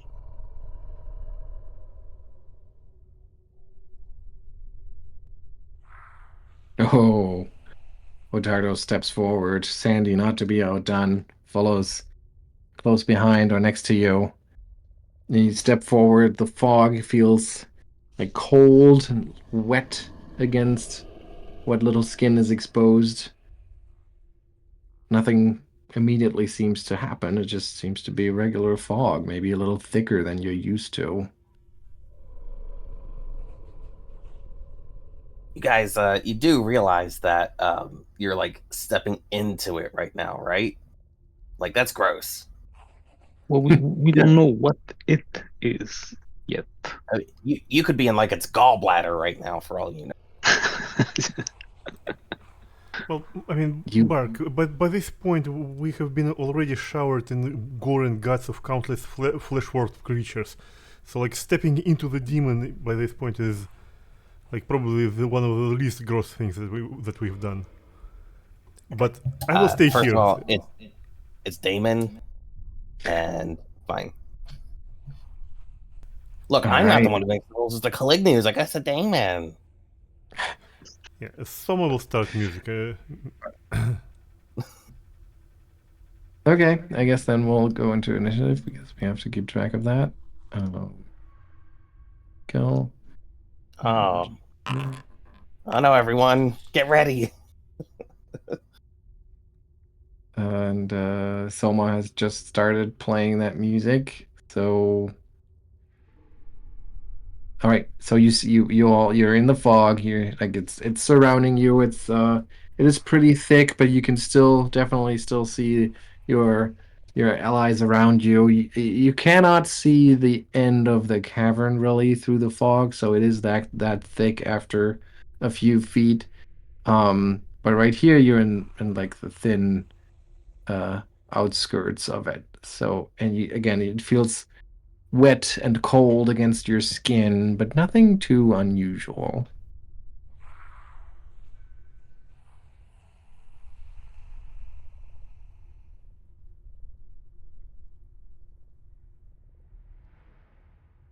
Oh, sorry, we're in initiative. Should I go back? Yeah, I mean, I'm just trying to keep track of things. So, Bart, what do? Do you wait for Ottardo? Do you follow him? Do you just keep pace with him? What do we do? I'll start sniffing, and I guess I Mhm. will search or seek. I always forget which. Seek, search. Yep. Seek. I think searching gives you a seek action, so I think it's seek. Seek.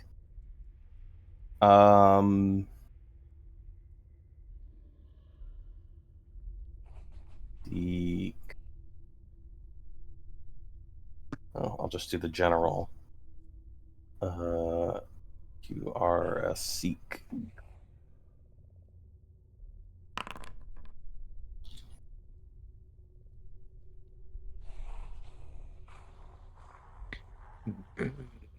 Why does it not scroll for me? There we are. Okay. Hmm. Okay. Um. Okay. So far, so good. But Bark, you spot something deeper in the fog. As I've said, it gets thick after a couple of feet. You can barely see anything, but you're starting to see like the whirls of the fog, almost looking like they're like coalescing into little shapes.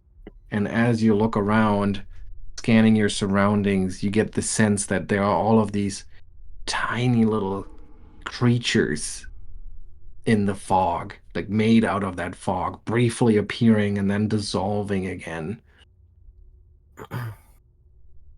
Um, we might be dealing with a lot of little demons here.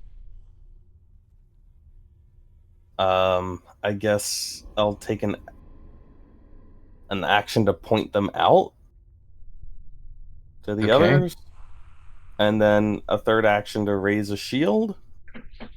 All right. Soma.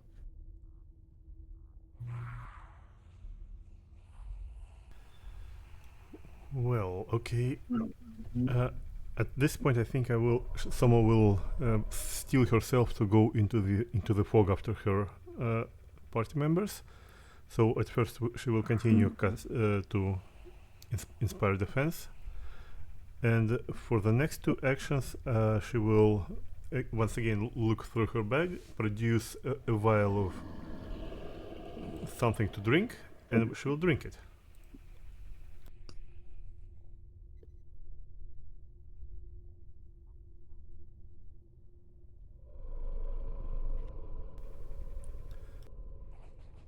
And then what happens? Well, everyone seems to be in the fog, so they don't see how her body becomes ponderous and heavy with health. But she becomes noticeably thicker and more healthy, and as she pumps herself up to go into the hazardous, dangerous for her health fog. So she gives herself a little buffer. All right, Ottardo.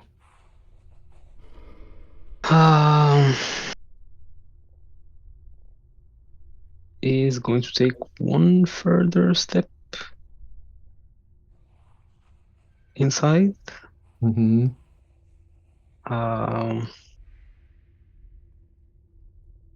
Guess seek, or is it? Or I guess I can just roll perception. Well, it is helpful to use the actual macros because then we see the different success levels and stuff. Yeah, but the fog is getting pretty thick at this point. So, and you don't even see any of the stuff that Bark is pointing out, and you're starting to wonder if he's seeing things. Okay, and he'll finish up with raising a shield. Okay, but nevertheless you get ready for anything. Sandy hears what Bark has to say and immediately says, "What creatures? Many of them? Oh, that's not good." And he feels his way forward in the thick fog, sees Ottardo's shape vaguely, and decides that that's where he's gonna stop moving here. And I think he uses two actions to ready an action to attack whatever might come out to jump at him. And then something happens. Oh, Ottardo, Bark, Sandy. Like I said, the fog felt cold and wet to the touch, but not much different from regular fog. But all of a sudden that changes. Bark, you had very perceptively seen like kind of like almost like echoes, but before the actual event. Um, you've seen these little ripples that looked like they were forming little creatures. Well, now it is obvious to everyone because the fog around each one of you solidifies into hundreds of these tiny little gnawing creatures that they truly only seem to consist of tiny little bodies and then a giant maw with sharp teeth, and they immediately start digging into whatever flesh is exposed. So, the three of you, including Stick, you're being targeted here. Dum dum dum dum. And you will need to roll this reflex save, please. Do we see what they look like? Like I said, they're tiny. They look like they're only made of a mouth, essentially, and you can hardly even see the body. It's like you're just being attacked by a cloud of mouths. And here's the damage that comes from that. Sandy takes regular damage.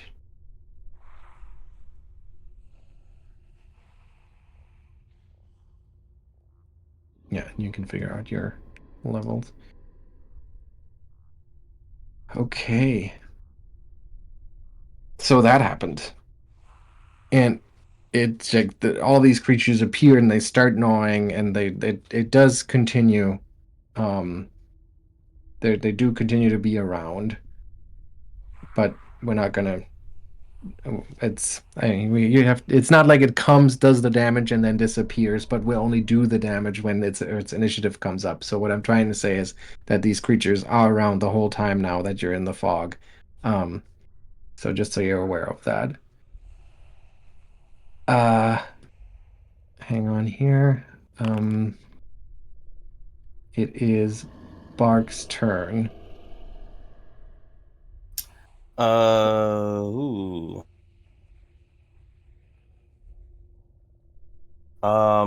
Well, can I target one of the creatures? There are hundreds of them, so it's pretty clear to you that it would be pointless to try that. Someone will try to yell like, "Or get back! I'll try to blast him with a cone."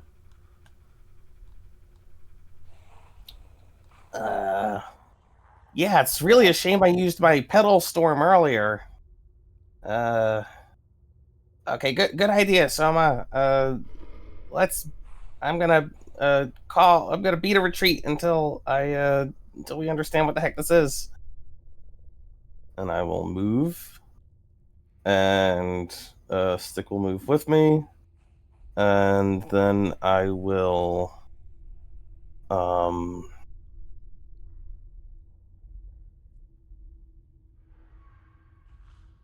just for kicks, I'm gonna cast Timber just to see if anything happens and drop it right into the fog. Okay. All right, so as the tree falls through the fog, it sends like ripples through it. Maybe it lands on a couple of those creatures, sends some of them flying as the fog gets dispersed a little, but then the fog just kind of fills in the gap again. Okay. Yeah, I don't know. That's the That's my turn. Okay.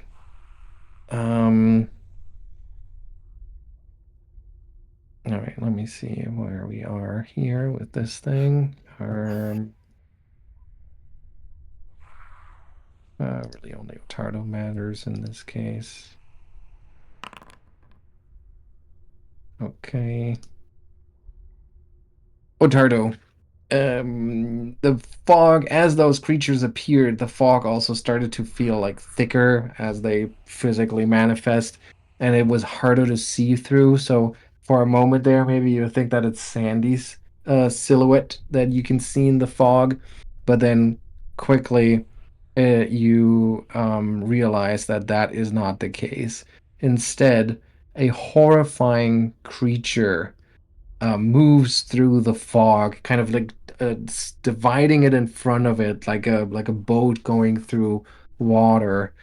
And as it is roughly 10 feet away from you, you can see it in all of its glory. It's a horrifying demonic appearance, just weird amalgamation of limbs that end in claws. And there are some insectoid features that you can see. Um, it has these sharp fangs, however, and these spider-like eyes, and it's just a horrifying, weird-looking creature. And as it appears, as I said, the fog kind of parting in front of it, it then the whole thing seems to buzz and vibrate, and it goes on to spew a large swarm of insects at you. So let's see what we have here. This is a swarm spit strike against up to 2 adjacent targets within range. So that would be Ottardo and Sandy. Neither of you saw this thing coming, so you are off guard for this effect, which I believe affects your reflex saves. And we'll start with the attack, though. So it's a regular attack here. You are off guard. I should give you the off guard condition, I guess, to make sure the automation hits.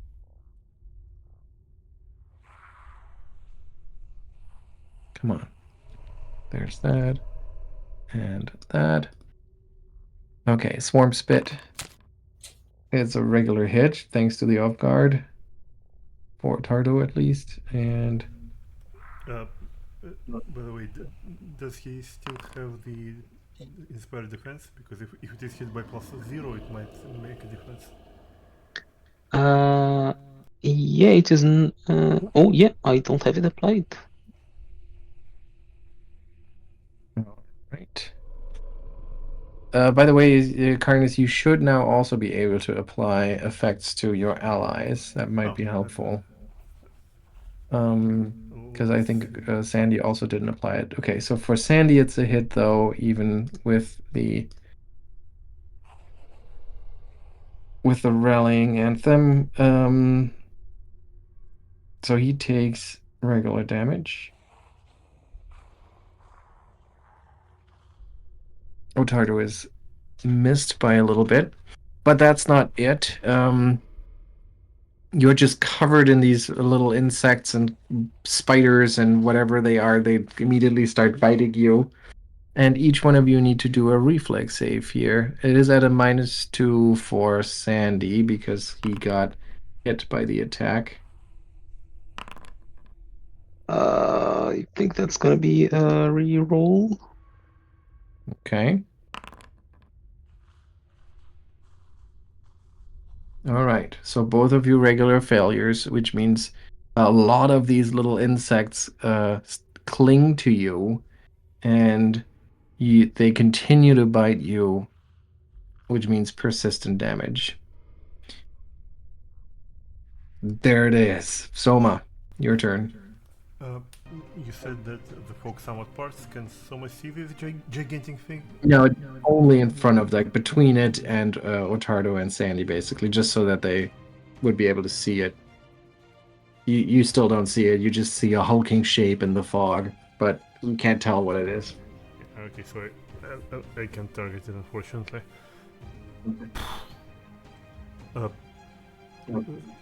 So, Ottardo or maybe Cindy, like, indicate some of this somehow to her, because otherwise I will just suppose she will do her initial plan of trying to blast the fog with.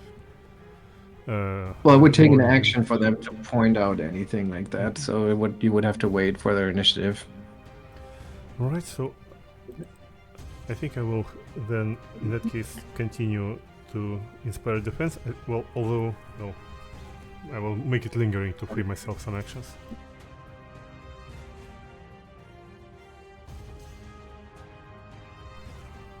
Okay, lingering composition.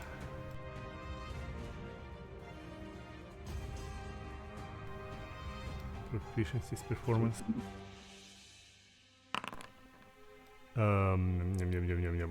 Well, okay, so it didn't work for now, but no, it still works for at least for one round.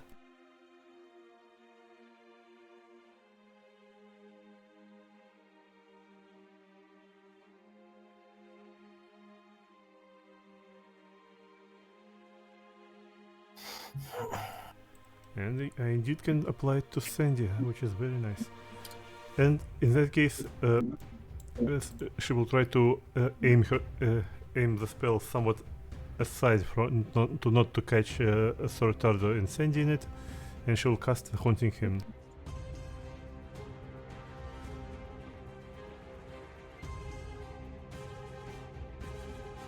15-foot cone. Yeah, something like this. To see what the fog will do.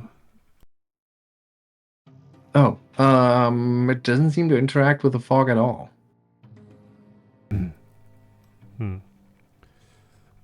Well, in that case, that was it. And she will turn to Bark, shrug, and well, I mean, I guess we'll have to just go in and see to take a closer look.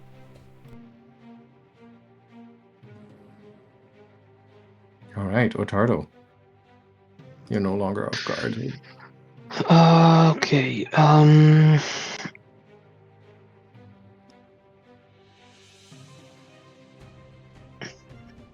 Okay, this thing is large, right? Mm-hmm.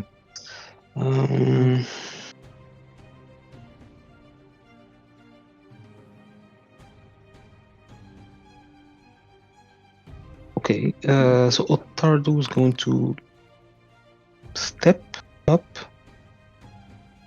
and attempt to trip this thing. Okay.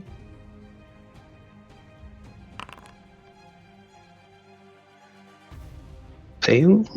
And that he is going to... Here, you see it. The thing. The big thing. So you're pointing it out? Yeah. Basically, okay. And that's it there. Okay. Sandy should already be raging, because that is on initiative.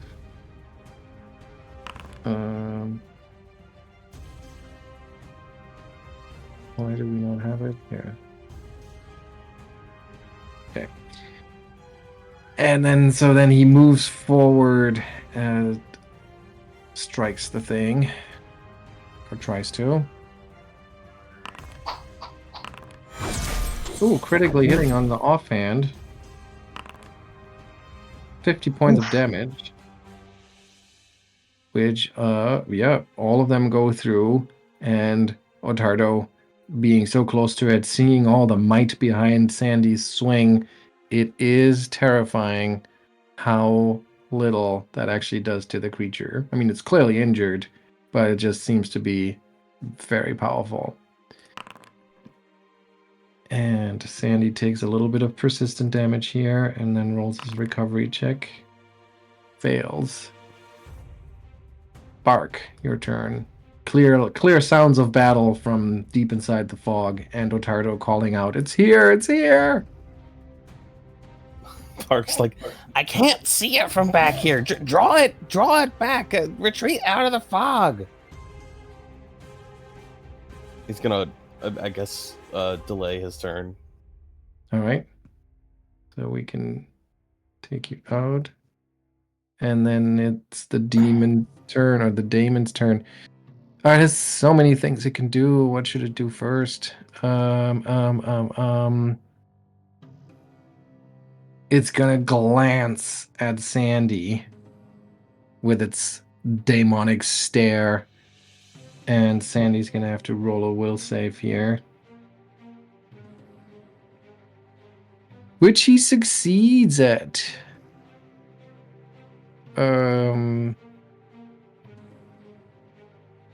So that's good. Unfortunately, that makes him the target of its frustration, and it will savagely assault both of you. So it'll start with Sandy, striking out with its claws, hitting him for quite a bit of damage. Ottardo is going to use his reactions. That's 12 points of resistance. 12 points. Okay, you strike the thing back. And cause surprising amount of damage to the creature. So clearly your holy damage does have an effect here. However, it then lashes out at you with its claw. Still full attack bonus. And it does 25 points of damage to you. And that's its turn. Oh, it does take the persistent damage here. Ooh, that's gonna hurt. Persistent holy damage. And it fails. Alright, Soma. Alright. Let's try to again make lingering defense.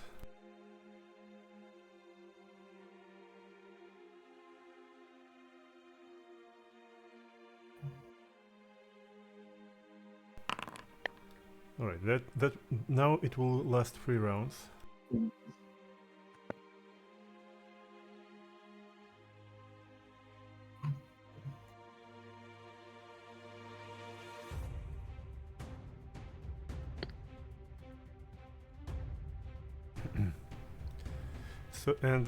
So Ottardo pointed out that thing, but it's still not enough for me to target it with magic missile, right? You don't see it. Well, I guess in that case, Soma will have to just take a deep breath and plow right in to find Sir Ottardo.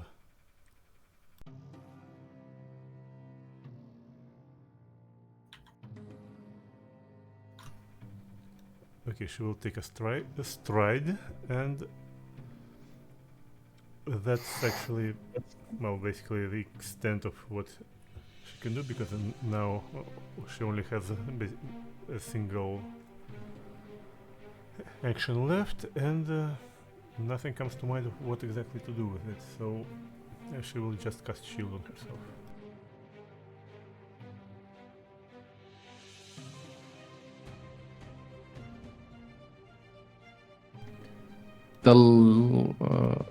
Okay, gotcha. Alright, that's your turn. And it's Ottardo. Yes. Okay, well, Ottardo was going to start backing away to draw the thing towards Bark, but with reinforcements coming, I guess that's no longer the plan, so he will once more try to knock the thing off of its feet.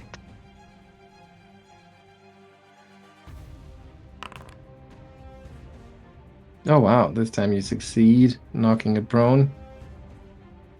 And he will follow up with an attempted strike, miss, and last action he will raise his shield.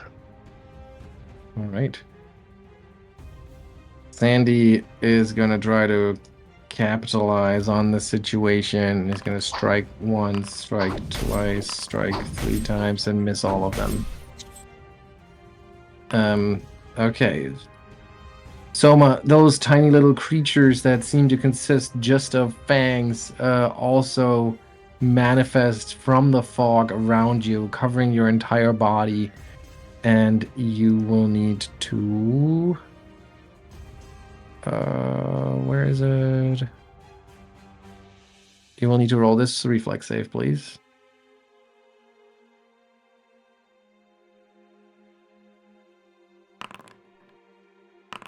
Okay, so you only take half damage. Yeah, that's Oof. a lot. Yeah, like I said, you're literally covered in all of them. Bark. Bark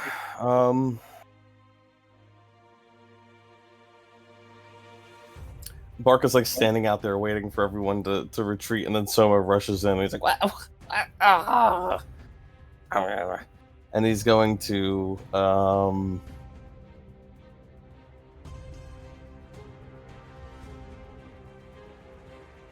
don't even know if this is gonna work, but we'll try it. He's going to cast a spell on himself.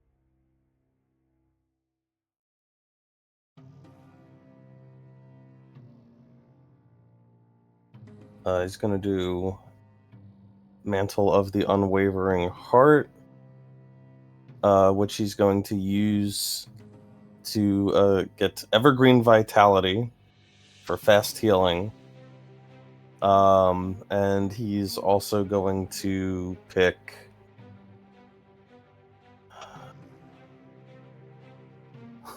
I don't know if this is smart or not. Overwhelming Perfume. So he now has a 15-foot aura of overwhelming floral scent, as he is covered in like vines and flowers. And he is going to use his last action to rush in as far as he can. Come on, stick! So I'm sorry, everybody. You're all in my aura for the time being, but so is the monster. And we'll try to fix that in a second. All right. So Everyone is, as far as I can tell, just sickened. I don't think there's a save on it. Yeah, it looks like it even did it automatically. Yeah. Well, overwhelming perfume. There you go. Just gross. Bark's like, get away from me! Everyone get away from me! Just 20 feet, though. And that's my turn. Okay. Then it is the Damon's turn. Actually, you know what? I'm sorry. Can I have Stick stay outside of it, actually? Because Yeah, he's just going to sure. be eaten alive in here. Yeah. Okay. Is this the first time Bark is in the fog? No, you weren't here before. You just I was in earlier, yeah. Yeah, you just went back out. Right. Okay, so the Damon, most of you are, actually all of you are now close enough to see it. Maybe someone not quite as precisely, but it's close enough. It just looks around with all of its legs and its claws and its weird spider-like appendages, and then it just starts lashing out violently and savagely. It's going to make 5 strikes, or up to 5 strikes, one at each at a different target. So we're going to start with Bark. All of them are going to use full attack bonus. So here's Bark. That's a hit. Oh, it is prone, but that doesn't matter really. Let's just. I was prone when I started, so I'm going to stick with that. Okay.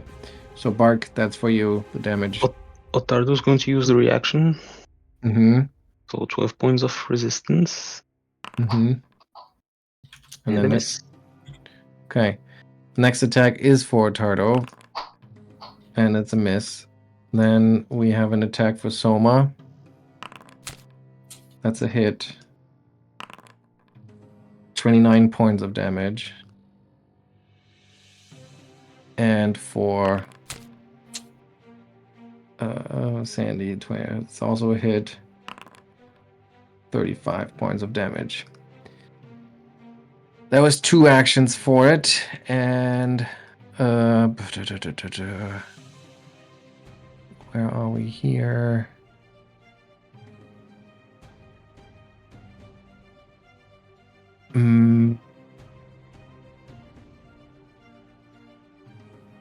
Okay, and then while still being prone, it glances up at Ottardo, who tripped it. And I'm asking you to do a will save.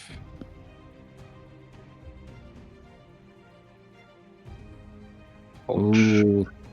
And you meet its stare, and it's like all of these eyes, they're kind of like rolling back and forth and going in and out of focus, and with the fog and the creatures still crawling all over you, all of it is just too much, and your brain starts shutting down as you become confused.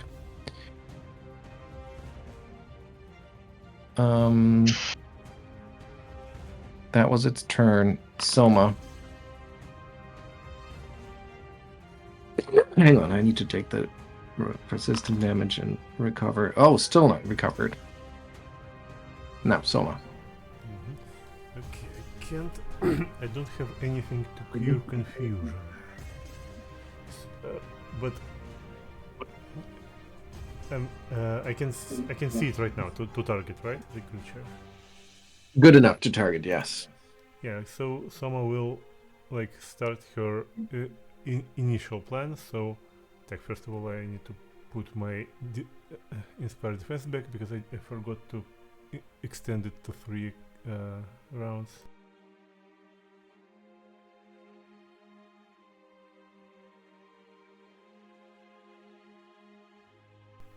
Oh, now it's only 2 rounds.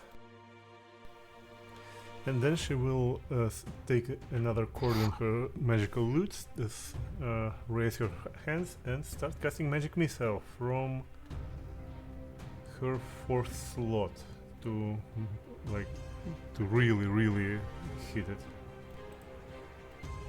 From her 5th slot to maximize it, all of it.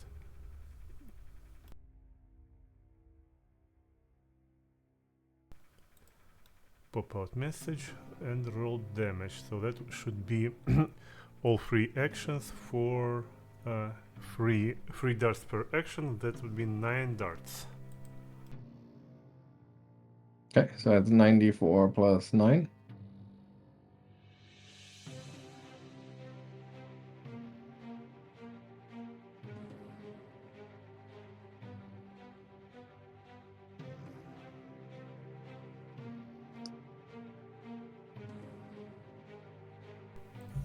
'84 and plus 9 plus 8 to account for.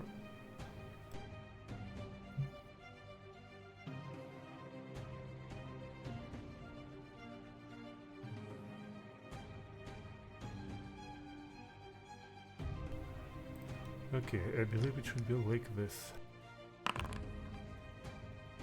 Nice, 94 plus 9, there it is. 31 points of damage as you shoot a barrage at the creature, successfully striking it.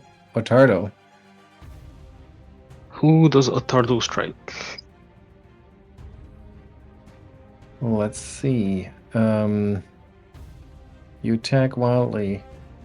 Use all your actions to strike or cast offensive cannon. Can you have use other targets are determined randomly by the GM? Okay. Well, you have 4 within reach, so we'll start at Soma, which is 1, 2 Sandy, 3 the Daemon, 4 Birke. And we'll see where that gets us. Soma. Sorry. Oh man, Ottardo turns around Soma, faces you, and with a wicked look on his face, he just strikes you square in the face. 14 points of damage. And I believe I only pick your target once, and then you use all your actions.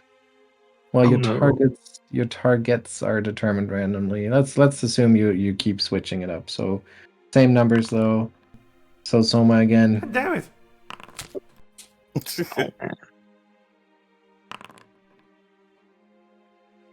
And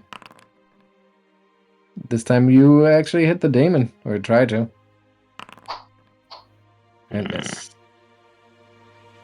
Sandy steps over here, targets the Daemon, and strikes it once. Ooh, hitting it for 35 points of damage. And a second attack.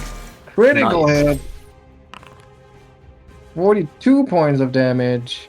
The thing is near death, brutalized, but still fighting. Danny takes some persistent damage here, tries to recover from it as he's still being eaten alive by all these creatures, and he manages to shakes off enough of them to no longer take serious damage. Birke, your turn. Birke is like, I said everyone move away! He's going to do his best to get as many people out of his sickening aura as he can, which I think is just going to be Ottardo now. Yep. This thing's near death. I guess I'm going to drop a tree on it. All right. Drop I'm going to tree. try.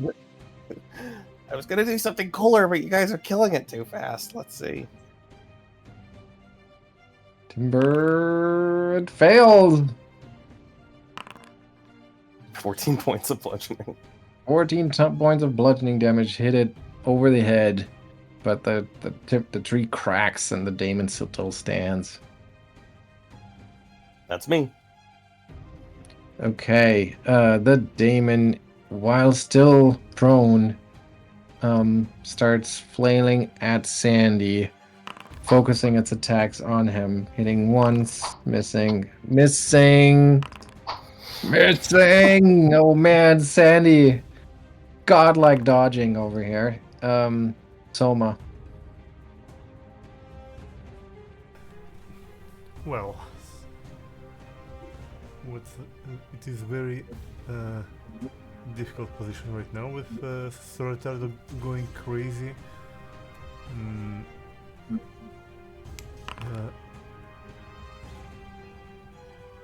I think she will have to reposition herself, but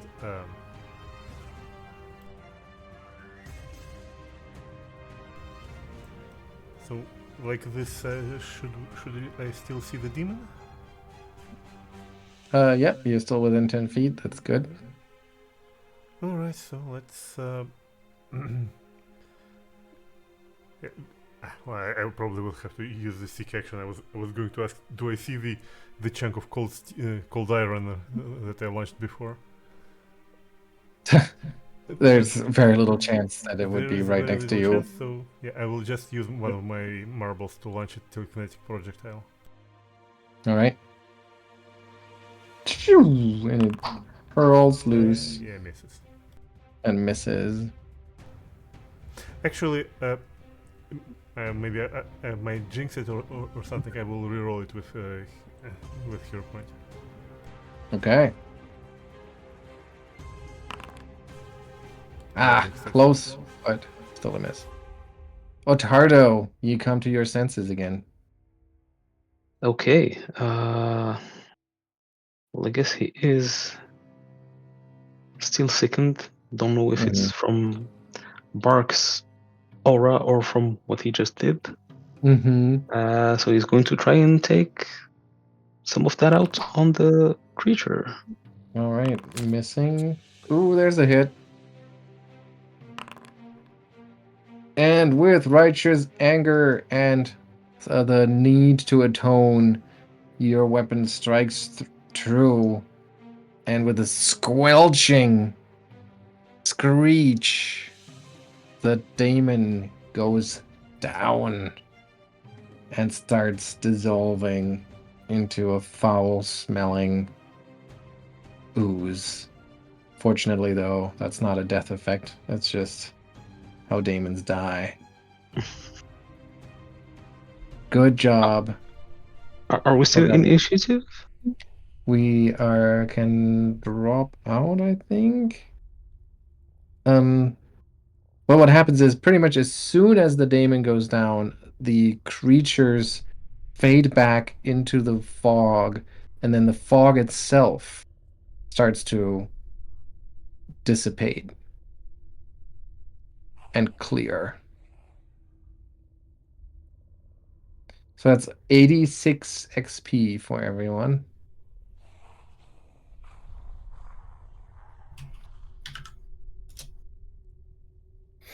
Well, Ottardo is going to rush over to Soma and apologize.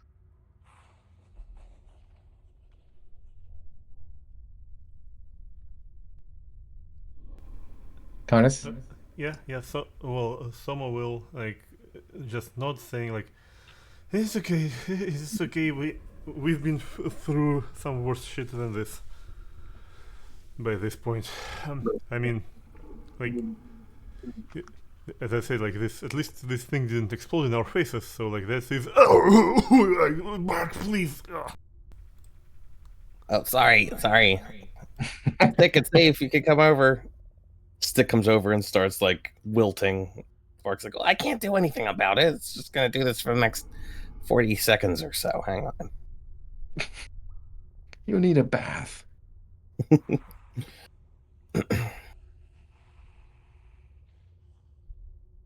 Eventually, his aura will wear off, but not before healing him back up to full. Okay. So okay, so you do some treat wounds, Sandy.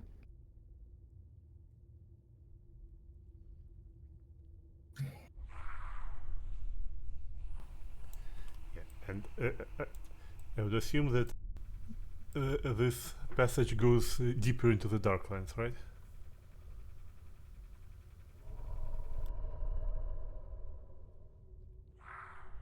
Sorry, what's that? I mean, I assume that the corridor, like the passage behind the Oh, the creature, corridor ahead. Yes, it's yeah, deeper into the Darklands. that's right. Yeah. We could take just a quick look. Yeah, sure. I mean, you can follow it for a while, as long as you feel comfortable, but it does seem to go on for quite some time and take you deeper into unrelated environments. All right. So you want to head back and report? Yeah. Well, I suppose Okay. so. Okay, hang on for a quick moment here. I mean, these Caligni probably right now like thanking their dark gods for for persuading us to help them, because like they tell us to tell the random band of adventurers to go kill some unspeakable demon, and like 20 minutes later they come back. Okay, we're done. Yeah. That's always how it goes, right? There's like, oh, there's this ancient evil that's been lurking there for 100 years. All right. We'll be back in 10. Um, give me a moment.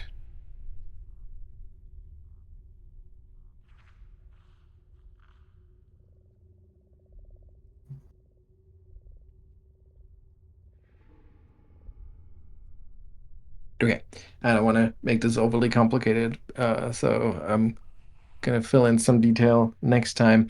But essentially, you head right back, and maybe Soma along the way even says something to the effect like, oh, they can count themselves so lucky that, this was pretty easy for us to clear out here. This is no big deal, really. And as you enter that area where the fungal growth really starts to pick up again, that's sort of like almost like a wood of mushrooms or a forest. Um, there's movement up ahead, and kind of similarly as before, they don't try to hide their presence very much. A number of Erdefan warriors with various kinds of weapons brandished and drawn and ready and itching for a fight, step into the clearing and snarl at you. And then one of them like raises their weird looking sword and lets out a a mocking rallying cry for all of his ilk to charge. So that's where you're going to start next time. Wow. This place is just fucked.